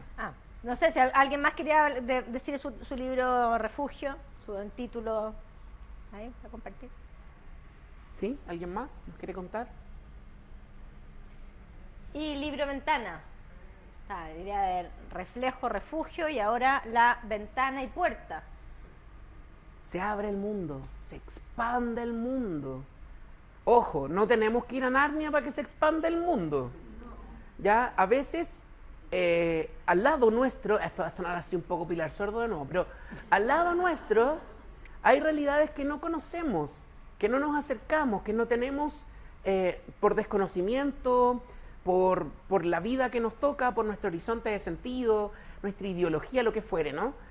Hay realidades que no son cercanas y la literatura la abre infinitamente. Algún libro que hayan tenido de ventana, que les mostró un mundo diferente. A ver, cuéntenos un libro ventana que haya sido como, ¡oh! Me abrió el mundo. Sí, una consulta. Pero por supuesto, ¿en qué está pensando? A mí me marcó mucho y de hecho lo volví a comprar. Se llama Enciclopedia de los Preguntas de las Cosas. Ya. Bueno, ahí opera un sentido mucho más representacional del mundo, claro, porque te muestra cosas nuevas que no conoces, ¿no? Pero en el caso de los libros literarios, a veces en una metáfora, en una palabra, en una imagen, se te abre el mundo, ¿sí? No sé si alguien ha tenido esa experiencia. Crónicas marcianas. Yo creo Croni- que ah. un libro que nos despertó mucho en inquietud sobre el más allá, sobre realmente. Estamos solos en el universo, ya. Sí, Muy bien. creo que es un libro como más. Sí, a ver. Oye, por favor, una cosita, esto muy inclusivo y equitativo. Si tienen un mediador ciego y levantan la mano, ¿qué pasa? No, que está ahí. Pero díganme que, por favor. Estoy yo ahí de ojo. Sí, no, pero, a ver, calmación, calmado pan amasado. Miren aquí, que esto es con amor. Si usted tiene un mediador que no ve, puede pasarse toda la hora así. Toda la hora. Afortunadamente aquí somos todos amigos y estamos los tres y nos van a decir que hay una mano arriba. Ya, bien. Hay una mano arriba. Eso, vamos, Ahí. sí. Yo quería decir, hace poco llegué a un texto que se llama Mi cuaderno de haikus. Ay, sí. Y creo que eso fue una gran ventana para entender más o menos como las poéticas de otros lados del mundo, poético oriental. Y como cambiar mi forma de concebir la escritura y también la lectura en fuera, ¿no? Fue un libro que abrió mucho. Una ventana para ti. Súper, muchas gracias. Bien, vamos a avanzar un poquito. Entonces, miren aquí, la pregunta que teníamos. Entonces, chicos, siempre que hacemos selecciones literarias, siempre, chicas, siempre estamos cruzando estas dimensiones con nuestra selección. El punto es que ojalá crucemos también esa información con la selección de los demás. Ya, entonces hablemos de, vamos a partir con el caso de Lorenzo, no sé si quieren hacerlo así o hacemos ambos. ¿Qué les pasó con estos libros? Sus fortalezas, sus debilidades respecto a la inclusión. Cuéntenos. Sí. Yo le había comentado cuando empezamos a ver el caso de Lorenzo. ¿Ya? Yo tengo 2 niños con TEA. Ajá. Y este video, porque me lo había visto en libro, justamente después lo implementamos igual que el chino en las bibliotecas, un poco para acercar, hablar de la inclusión, esto con charlas, porque entendemos que no todos los niños se acercan por gusto propio a la biblioteca. Por tanto, generamos a través de la oficina de diversidad varios textos que hablaban de la inclusión de todo tipo, además también de la neurodiversidad, de pueblos mapuche, y qué sé yo, para con charlas acercar a los chicos al tema y abordar todas las temáticas que se querían implementar, porque entendemos que ellos ocupaban prácticamente la biblioteca para hacer tareas, en realidad, o hacer alguna guía, pero muchas veces no está el bibliotecario, a veces el profesor, orientado a dar una indicación del texto, pero a través de estas dinámicas de charla y presentar estos textos a la comunidad, docentes y alumnos, abordar con más amplitud los temas. Bien, dime si te sintetizamos, ¿ya? Esto, lo que tú estás planteando, es que el libro te sirvió como medio para abordar el tema de la inclusión, ¿sí? Ok, muchas gracias. No quiero, te lo digo al tiro, no quiero tocar la dimensión emotiva que posiblemente el libro te produce al vincularse también con tu realidad, ¿no? Eso es tuyo. Es tuyo y como es tuyo, yo no puedo decir nada al respecto. ¿Está muy bien? Porque vamos a pasar a hablar de la dimensión literaria del libro. Entonces, puede que diga algo que no te guste, pero lo haré con cariño, ¿ya? Bien. Entonces... Ahí atrás tenemos sí. 2 manos levantadas. Vamos. Yo siento que el primer libro es completamente inclusivo, en el sentido de que si sacamos las letras, si sacamos los escritos, puede ser interpretativo a través de las mismas imágenes. Quizás no va a ser la misma historia, quizás no se va a interpretar de la misma forma, pero siento que si lo vemos solamente en imágenes, se podría, digamos, contar lo mismo que se contó a través de las palabras. Lo mismo sucedería si no tenemos las imágenes y solo tenemos las palabras. Entonces, siento que de alguna u otra forma se está quitando a las distintas personas Ya. a las cuales se quiere dirigir. Inclusivo en el formato. ¿Te interpreto? Inclusivo en el formato. Ya, ¿todos están de acuerdo con eso? ¿Sí? Ok. Ahí hay otra mano levantada. ¿Sí? Yo no sé si estoy muy de acuerdo con eso, siento que los 2 libros son muy inclusivos como temáticamente, o sea que sus temas pueden hacer llegar como a hablar del tema de la inclusión, pero no sé si sean inclusivos en sí como formato. Ya, sí, de pizarra. ¿Pizarra? Deberíamos tener pizarra. Es que Yo miren aquí. tengo pizarra yo. Tenemos, miren, aquí vamos a hacer una distinción, ¿ah? Empiezan a emerger cuestiones un poco más complicadas. Bueno, primero, lo primero que vamos a distinguir, no sé si hay algún otro comentario más. Gracias, chicos, Sí, por comentar. ahí. Sí, vamos. Yo creo que los libros como fortaleza es una oportunidad para conversar. Me encanta, ¿ya? Yo creo que es como una fortaleza. Y respecto a y lo otro que me encantó, tu lectura y sobre todo que fuiste también guiando un poco la interpretación de las imágenes. Entonces, Qué lindo esto. eso también me gustó. Oye, es que ¿saben qué? Ya a mí me empieza a bajar la chochería aquí, ¿ah? Las chiquillas, la Claudia, la Mónica, el equipo de La Ruta, tiene una visión que es, yo nunca les digo porque me da como lata, pero ellas son súper inclusivas cuando leen. La Mónica, yo no sé si se fijaron, pero la Mónica en un momento empezó a describir las imágenes y claro, no era disruptivo de la narración, ella describía nomás, porque tienen una cultura de la pedagogía inclusiva. Ya vamos a hablar de eso un ratito. Ya miren acá, vamos a distinguir entonces una cuestión que tiene que ver con la inclusión en lo formal, en lo material. Ya, entonces yo, a diferencia de la compañera, creo que el caso Lorenzo es más o menos inclusivo en el formato, porque la imagen igual dice cosas que el texto no. Entonces por eso fue necesario que en la lectura la Mónica describiera, ¿se entiende? Ya, el otro es un álbum. Gulli Gulli es un álbum. Al ser un álbum, la imagen cuenta cosas. Entonces, la imagen puede ser un obstaculizador para la inclusión, en tanto que si no se media, va a quedar gente fuera. ¿Se entiende? Ya, desde ahí. Ahora, desde un punto de vista del contenido, no de la forma, sino que del contenido, vamos a decir, y aquí podemos discutir, que el caso Lorenzo es un libro tematizado. Tematizado. Esto, manténgalo aquí. Como decía la Patricia, esto es un libro es un libro pensado para hablar sobre inclusión. Así como el Día de Manuel, el monstruo de los colores, ¿les suena? Sí. Las cuatro esquinitas, lo aman, terrible, ya, muy bien. Las cuatro esquinitas de nada, todas estas cosas que, ya. Esto se cruza fuertemente con la psicoeducación, ya, y tiene un foco muy fuerte en educar en la diversidad. Por lo tanto, el libro empieza a adquirir una dimensión medio reducida, profe Mónica, no sé si quiere añadir aquí cosas. No, instrumentalizada. Eso es. Como el libro muchas veces no se mira en cuanto a lo literario y al mundo ficcional que propone, sino que uno es capaz de ver que hay una intención detrás, una intención para provocar algo en el lector. Sí. Y entonces muchas veces se pierde el carácter como literario. Y cuando uno empieza a buscar qué hay, no hay ninguna receta para hablar de calidad literaria. Uno puede tener cierta... o sea, la única receta para poder decir dónde hay calidad literaria es haber leído y leer mucho.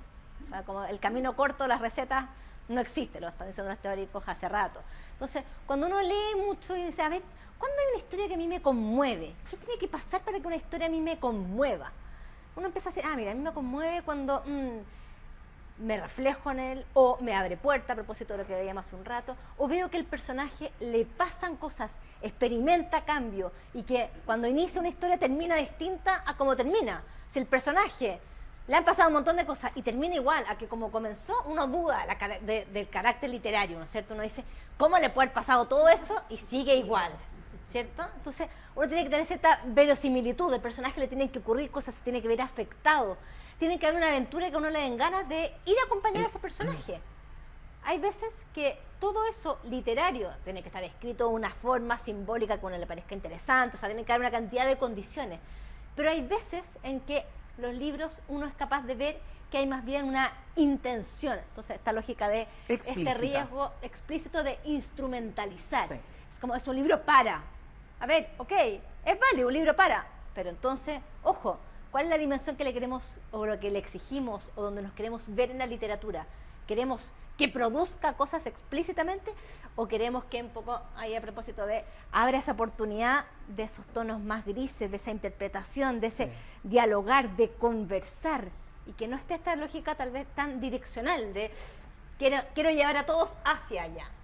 Sí, y de hecho, totalmente. De hecho, bueno, podemos, para ser justos, hay un ejercicio semánticamente interesante de decir el caso, que es un caso, pero también es un caso con Z. ¿Qué es un caso con Z? Una olla, ¿cierto? Ya, entonces, miren aquí. Ya, es un ejercicio, ya, en fin.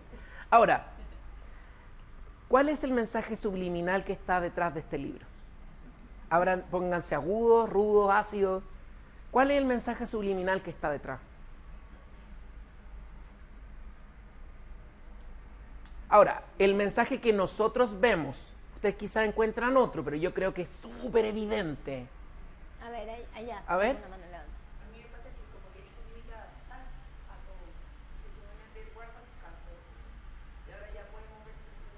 Ya, de acuerdo, sí. Y lo guarda porque además hay alguien, en este caso una señora bondadosa, que lo ve, lo ayuda. Sí, pues. Y además hay un mensaje. Sí, Antonia, perdona. Yo pienso que es un poco un libro para la gente sin discapacidades. ¿Qué quiero decir? Sí, claro. Es como para que a nosotros nos provoque empatía. Es para. Yo siempre me acuerdo una vez, una compañera en la U, estábamos chicos igual, pero igual no sé si tan chicos, que como que iba a entender que los pobres estaban casi que para que ella pudiera tener oportunidad de caridad. Lo dijo casi igual. Entonces yo siento que es como un libro que nos presenta a alguien en situación de discapacidad como para generarnos a nosotros empatía. Y no sé qué tan aporte sea para la persona en situación de discapacidad, más que como Ya. quizás cambiarle Sí. la visión a la gente que lo rodea. Lo que pasa, súper bien, Antonia, lo que pasa es que hay una idea, un patrón de pensamiento que este texto reproduce, y es que todos, todas, tenemos un caso. Y es que todos y todas han escuchado cuando la gente dice como todos tenemos en verdad una discapacidad. ¿Han escuchado ese discurso, no? No, si en verdad, y me lo dicen a mí habitualmente, mirándome a la cara, por suerte no los veo. Y es como, no, si en verdad yo también tengo discapacidad porque leo lento. Yo no podría decirle eso a Stephen Hawking mirándolo de frente, no podría, me daría pudor. Entonces lo que está detrás de esto es una suerte de estandarización simplista, reduccionista, mentirosa. Ya, me súper mala onda el profe, mala onda. Pero lo que está detrás, y es falso, es que todos tenemos discapacidad. Eso no es cierto. Y no se compren ese discurso, porque esos discursos estandarizadores lo que hacen es que invisibilizan los reales procesos que vivimos las personas con discapacidad en una sociedad construida para gente que no la tiene. Entonces no me diga que tiene discapacidad porque tiene la oreja chica, porque no es así. ¿Me explico o no? Por favor, filtren mis malos chistes porque no es lo que quiero producir. Esto es serio porque hay insisto, esto es un patrón de pensamiento. Sí, todos tenemos casos, vale, todos andamos con un caso, pero algunos son casos más heavy nomás, pues hay que vivir esa diversidad, no inventar que somos todos iguales. No sé si me explico con claridad. Ya, entonces, este libro pasa a transformarse en un instrumento, como dicen ustedes, para producir cosas. Vamos a Gulli Gulli. ¿Algún comentario más sobre esto? Sí. Sí. De Lorenzo. Yo rescato ahí un detalle que sí puede verse desde el punto de vista de la persona con discapacidad, que en un momento Lorenzo se esconde. Sí. Se esconde, se queda como un rincón y esta señora Se pone el caso encima. Entonces recordé que yo tengo un primo con capacidad como intelectual, digamos, Ujú. y él en el fondo vivió escondido hasta el día de hoy. Porque antes era como así, los niños con síndrome de Down se escondían, no salían, y ahora todo esto está mucho más exteriorizado. ¿Sabes? Sí. Pero le di como un poco ese detalle que no hay que esconderlo, digamos, tiene que salir de una u otra cosa. Súper de acuerdo. Solo un detalle me hace cuestionarme. Y es que no solo las discapacidades se esconden. Se esconde la pobreza, se esconde la disidencia de género. Entonces, lo mismo, estimados, estimadas, ustedes están aquí para cuestionar, para que se vayan de aquí, cuestionando estos discursos estandarizantes que terminan transformándose en una barrera para asumir que somos diferentes y que yo, por mucho amor que le ponga, si no me describe la imagen, no voy a entenderlo. Y si hay una persona sorda a su lado, por todo el amor que usted le ponga, aunque la quiera, pero hasta... si no habla lengua de señas, chuta. Ya, no quiero que lo sientan tampoco como la superdensidad, pero sí es importante que entiendan que, o discutir la idea de que estos son patrones de pensamiento y no es fácil moverlos. Ya, no es fácil moverlos. Venimos de la Teletón y esto, en fin, es como complejo hemos construido un discurso paternalista a nivel de país. Ya, avancemos. ¿Qué les Perdona. pasa con Guyi Guyi Eso. ahora? Esta historia de Guyi Guyi, que no es más que una reescritura de un cuento clásico que todos conocemos, ¿cierto? Un patito feo reescrito. ¿Qué le pasa al patito feo en la versión de Hans Christian Andersen? Se va, se aísla, lo aíslan. ¿Y qué tiene que pasar para que... O sea, tiene que pasar solo tiempo. No hay ninguna transformación interior del personaje, sino que tiene que pasar tiempo. Y cuando pasa el tiempo, oh, en realidad era un cisne precioso. ¡Qué atroz! ¿Qué pasa acá en Guyi Guyi? Es la misma historia, ¿cierto? Y además un tema bien recurrente en la literatura infantil, ¿cierto? Un huevo que nace en un lugar donde no es y que tiene que tomar decisiones. Acá más que una transformación hay un reconocerse y aceptarse y como optar por este camino de no ser como el resto. No tiene que pasar el tiempo, tiene que hacer algo. Acá hay un personaje súper activo, ¿cierto? A diferencia del patito feo, que es pasivo, que tiene que arrancar y huir y escaparse, acá hay una reescritura súper potente, ¿no? Como tiene que tomar acciones y tiene que tomar, y se ve enfrentado a un dilema. Y ese momento, ¿cierto? Cuando está mirándose a la laguna y pone la cara y trata de ver quién soy, y se ve esa idea del reflejo. Y puta, que es tan bonita esa imagen. Bueno, y también creo que el personaje de la mamá es trascendental. Sí, O sea, sí. ella mira a todos sus patitos con su diferencia y tiene ese toque de humor también que es muy bueno, y la mamá acepta con la raya que siguió y él también, y vamos. Y se siente a gusto también. O sea, Chuta. la otra mamá de Me genera ruido porque voy a decir. Miren, sí, qué lindo esto. Pero la profe Mónica usa un L. La Clau se ríe de mí porque me conoce, qué atroz. Ya, la Clau, o sea, la Mónica usa un recurso aquí que es súper importante, que ella habla de la reescritura. Es un recurso literario. Un recurso literario. Ya, y lo voy a decir igual, ¿qué tanto? Yo creo que esto de la mamá es súper heavy porque también es un estereotipo literario. No sé quién es padre o madre, bueno, la Pati. Patricia, perdón. Lo que pasa es que también es un estereotipo esto, pues, de que la mamá los quiere a todos por igual, y los quiere a todos por igual, y los ama a todos por igual. Eso está súper probado, archiprobado, archirreglado, que cuando hay una mamá con hijos con necesidades o con discapacidad, no es así. No es que no lo quiera igual, sino que se súper focaliza en eso. Ahora, esto no es que esté diciéndole que no a la compañera, todo lo contrario, sino que es un recurso literario. Y esto es muy lindo. Este libro tiene recursos literarios que podrían o no ser inclusivos. O sea, un niño podría leer este libro perfectamente sin hablar de inclusión. ¿Sí? Dale, Mónica, discúlpame. Es decir, de nuevo, no pone el tema como en el foco de la instrumentalización, ¿cierto? Plantea literariamente, y de hecho por eso también hice el guiño de decir, a ver, ¿a cuál es el hipotexto? ¿Cuál es el texto original aquí que hay una reescritura? Y saltaron todas a decir, sí, patito feo. Venimos de una cultura donde tenemos ese conocimiento, esa herencia cultural que son los cuentos clásicos, y somos capaces de hacer esa relación. Y entonces mirar aquí, literariamente, entramos ya no de decir, este es un libro para hablar. ¿Puede servirnos para hablar de qué? A ver, si quisiéramos ponerlo en la lógica de libro para qué. ¿Para qué nos podría servir Guyi Guyi? Si quiero hacer una clase, a ver, piensen aquí, esto es lo que con el profe nos pasa habitualmente, exalumnos del curso nos escriben, profe, estoy en el colegio, ahora me piden un libro para hablar sobre la adopción. ¿Qué libro me recomienda? Para hablar de adjetivos. La familia. ¿Ya? Forman las distintas familias. Muy bien, familias distintas. ¿Qué más? Aceptación, salir del closet. ¿Qué más? Ser diferente. Ya. ¿Qué más? Yo que he leído varias veces ese libro con los estudiantes, ellos sacan muchas cosas en realidad. Eso es, No po. necesariamente Se amplía el radar, Eso es es. lo que estamos tratando Eso de es. plantear. el compañerismo que tuvo, el vocabulario, entonces salen muchas cosas en realidad. Sí. Yo quiero poner el dedo en que todo lo que dicen es...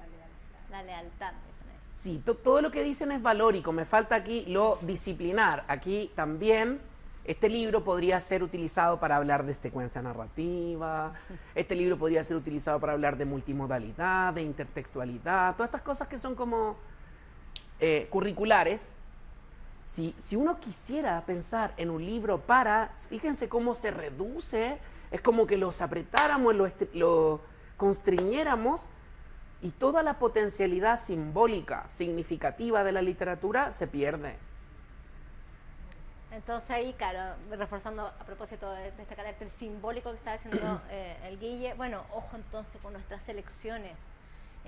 Busquemos libros que tengan calidad literaria potente, que a nuestros estudiantes los conmuevan, los lleven a tratar de vivir esas aventuras o ese viaje o ese, no sé, esas transformaciones, pero desde también lo literario, con esos motivos que cumpla esa función simbólica que tiene el lenguaje, y no desde esta lógica a veces que tienen algunos libros que es muy reduccionista, que solo nos llevan a un camino. Sí. La literatura tiene que abrir posibilidades interpretativas, este carácter que tiene amplio.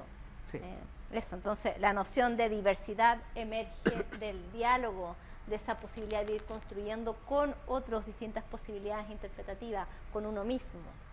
Sí, y bueno, esto es una pincelada nomás, porque Sí. en el diplomado va a estar mucho más profundizado, pero... Ay, el Guille ahí pasa ahí el siempre, dato. Uy. siempre. Yo creo que la Ya. selección es un proceso súper complejo. Hay pautas, hay rúbricas, podríamos mostrarles también, pero uno cuando piensa en una selección inclusiva tiene que pensar en características de los lectores, del contexto, de los textos, evitar sesgos ideológicos, preocuparse de que existan multimodos, multimedia. Entonces, es un tema bien complicado, no complicado porque suena raro, es amplio. Entonces, la invitación está hecha. Vamos a seguir hablando de esto después en el diplo porque es como complejo. Ya. Bien, pero pasando a la selección, o sea, no basta, ya hemos visto como el espacio, hemos visto entonces el corpus, pero ya ahí alguien ya lo había planteado, como todo tiene que ver también ahí con la mediación, porque podemos tener espacios Sí. hiper mega pensados que sean accesibles, colecciones que sean amplias y diversas y que sean inclusivas, pero todo va a recaer en la labor sin duda protagónica, central, que pueden tener ahí los mediadores para poder ejercer ahí de puente. Entonces ahí, Guille, no sé si nos vamos con Sí. algún ejemplo. Sí, vamos a hacerlo al tiro. Miren, vamos Ya. a hacer un ejercicio con la profe Mónica, un ejercicio de mediación multimodal. Ya, entonces, partamos con los libros silenciosos. ¿Te Sí, tinca? lo Miren, tengo. vamos a hacer un ejercicio. La idea es que miren para acá, acérquense si lo necesitan, por favor, porque vamos a mostrar Tú, algo. Tú Sí. córrete para acá. porque Yo pongo no aquí, está- tapando hay- para variar. No, porque hay un... Ya, dale hay nomás. un- Ábrelo nomás. Sí. Miren, espérense un poquito. Esto es el libro silencioso, ¿cierto? De Benjamin Lacombe, un artista francés que trabaja ahí. Vamos a ponerlo ahí. Bueno, ¿Ya? otro Esto vacío, ¿no? punto. Sí. Sí. Es que estás mirando hacia ti. ¿Está bien entonces? Sí. Ya. Vamos a hacer un ejercicio entonces. Ustedes quiero que miren con atención y de repente ábrelo tú primero y Ya. yo lo toco, porque sí, yo no me lo he hecho. Ahí tenemos. Miren la- aquí, no digan nada todavía, mostremos primero, miren la portada, eso. Dale, Mónica. Ya, Guille, aquí ya habría algo. ¿Qué es esto? ¿Qué es esto primero? Es una flor, ¿sí? ¿Y qué hay aquí adentro? A ver. ¿Qué hay ahí adentro? Sí, una niña, fíjense, miren, fíjense porque yo estoy aquí. ¿Qué estoy haciendo yo? Estoy tocándolo, ¿cierto? Entonces, fíjense. Pelada jata. Distintos tipos de descripción que apuntan también al nivel de alfabetización visual que tienen las personas ciegas en el mundo. Es decir, no es lo mismo hablar con un niño pequeño cuando le decimos hay un verde como las ramas de los, no sé, verde como los piñones. No son verdes los piñones. Esto es como un piñón. ¿Qué tiene idea el niño lo que es un piñón? Idealmente, al principio, ¿qué hace? Traerle un piñón, tocar, ahora Oler. comerlo. Como no podemos traer un ornitorrinco, lo que podemos hacer es educar en la abstracción lingüística, ¿cierto? En la abstracción del mundo, en el pensamiento abstracto. No todo es tocable. Un amanecer no es tocable, una aurora boreal, un arco iris, un rostro ruborizado. ¿Ya? Pero eso se construye, se configura el mundo visual. Bueno, otra adaptación también de carácter multimedial, en este caso, es la que hacemos para las personas con discapacidad auditiva o para las personas con discapacidad cognitiva, y es la lectura fácil. Sí. Y aquí vamos a ver un ejemplo. Fíjense, esto es un clásico. Ahí, Mónica, ¿tú les puedes contar?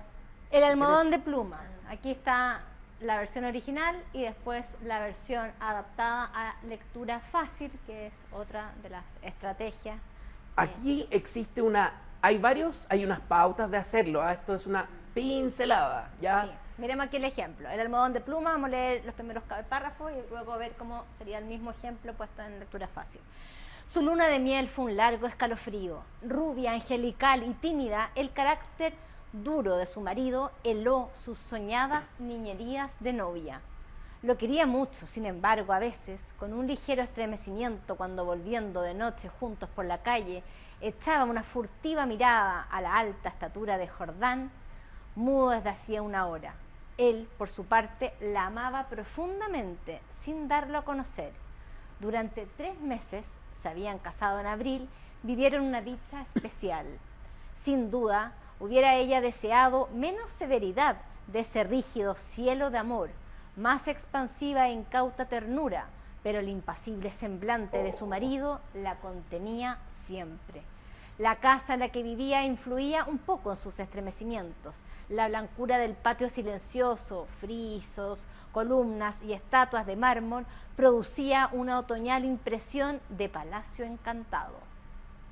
Ya, hasta ahí Espérame, llegamos. antes de pasar a la lectura fácil, Mónica, una cosita aquí. Los profes, las profes, podemos decir, los bibliotecarios también, ¿cómo es este texto? ¿Cómo es?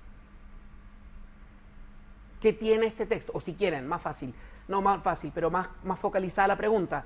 ¿Qué dificultades podría tener una persona sorda o una persona con síndrome de Down o en el espectro autista este texto?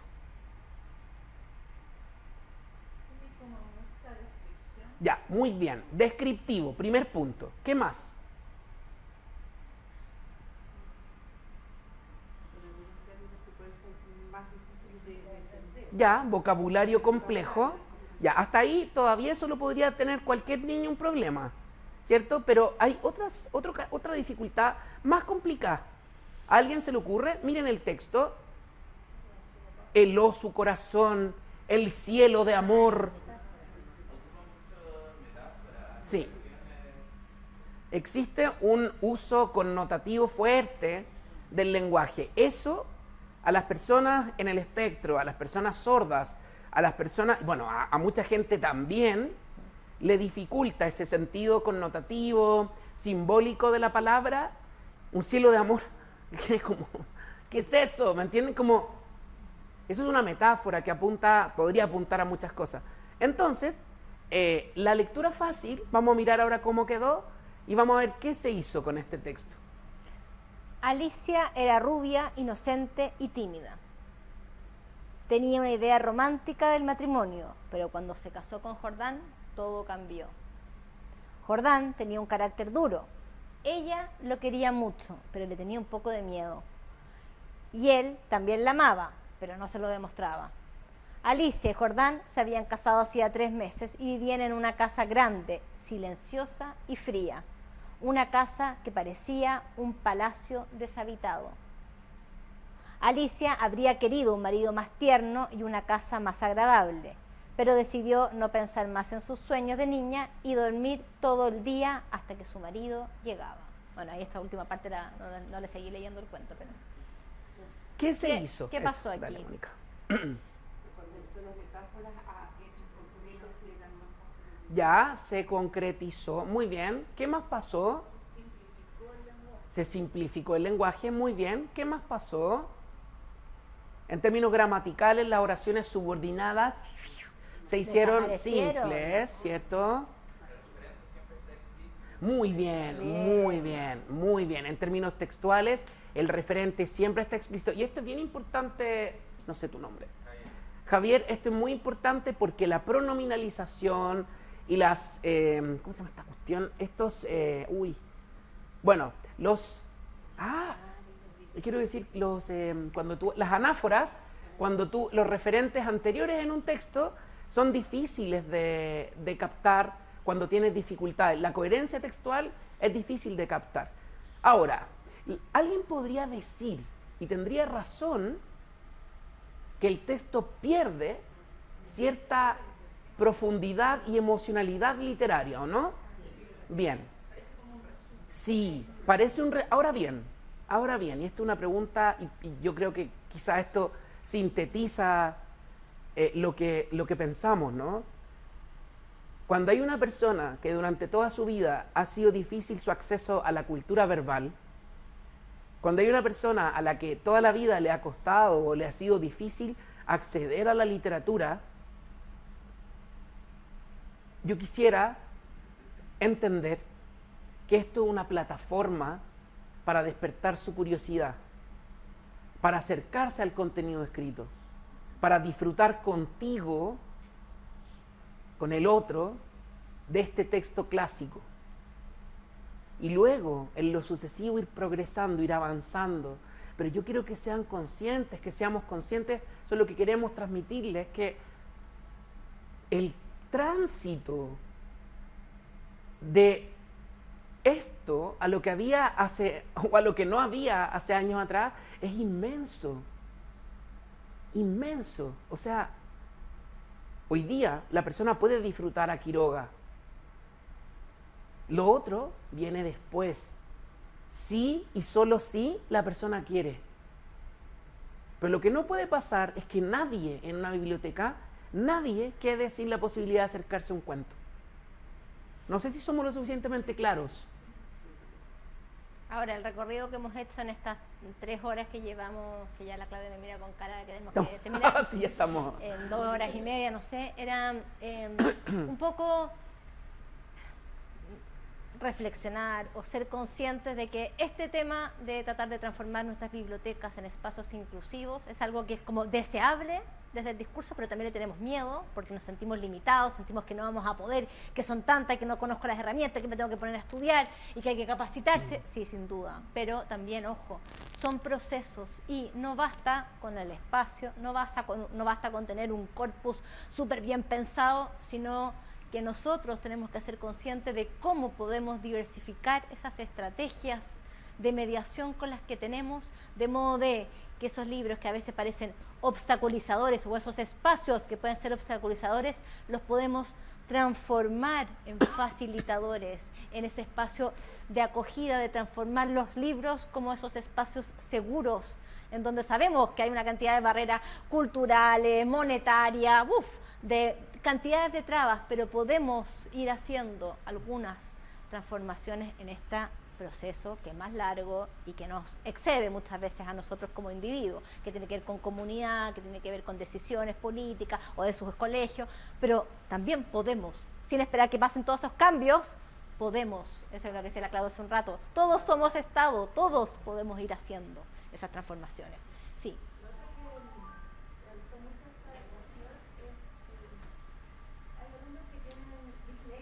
Sí.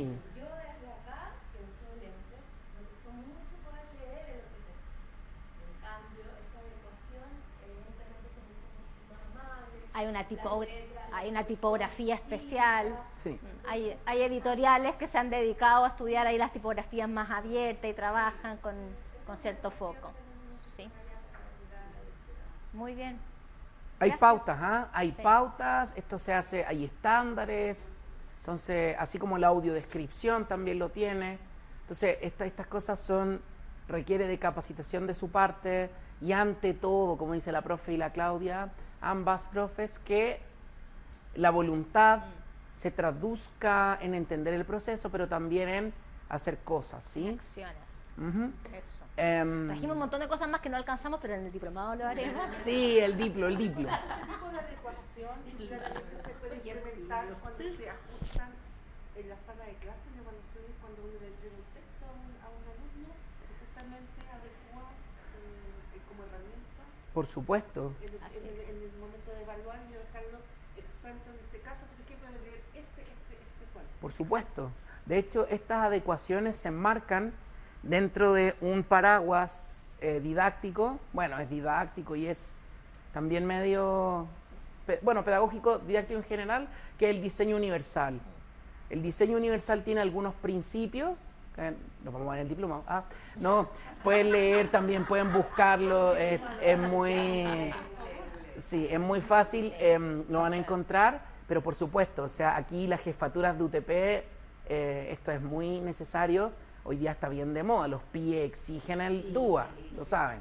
Entonces, y es difícil también para el profesora regular, hacer las adecuaciones desde el DUA, pero si tú determinaras que necesita lectura fácil en tu sesión, en tu sala, Hay unas desde pautas luego, ahí. sí, pues, sí.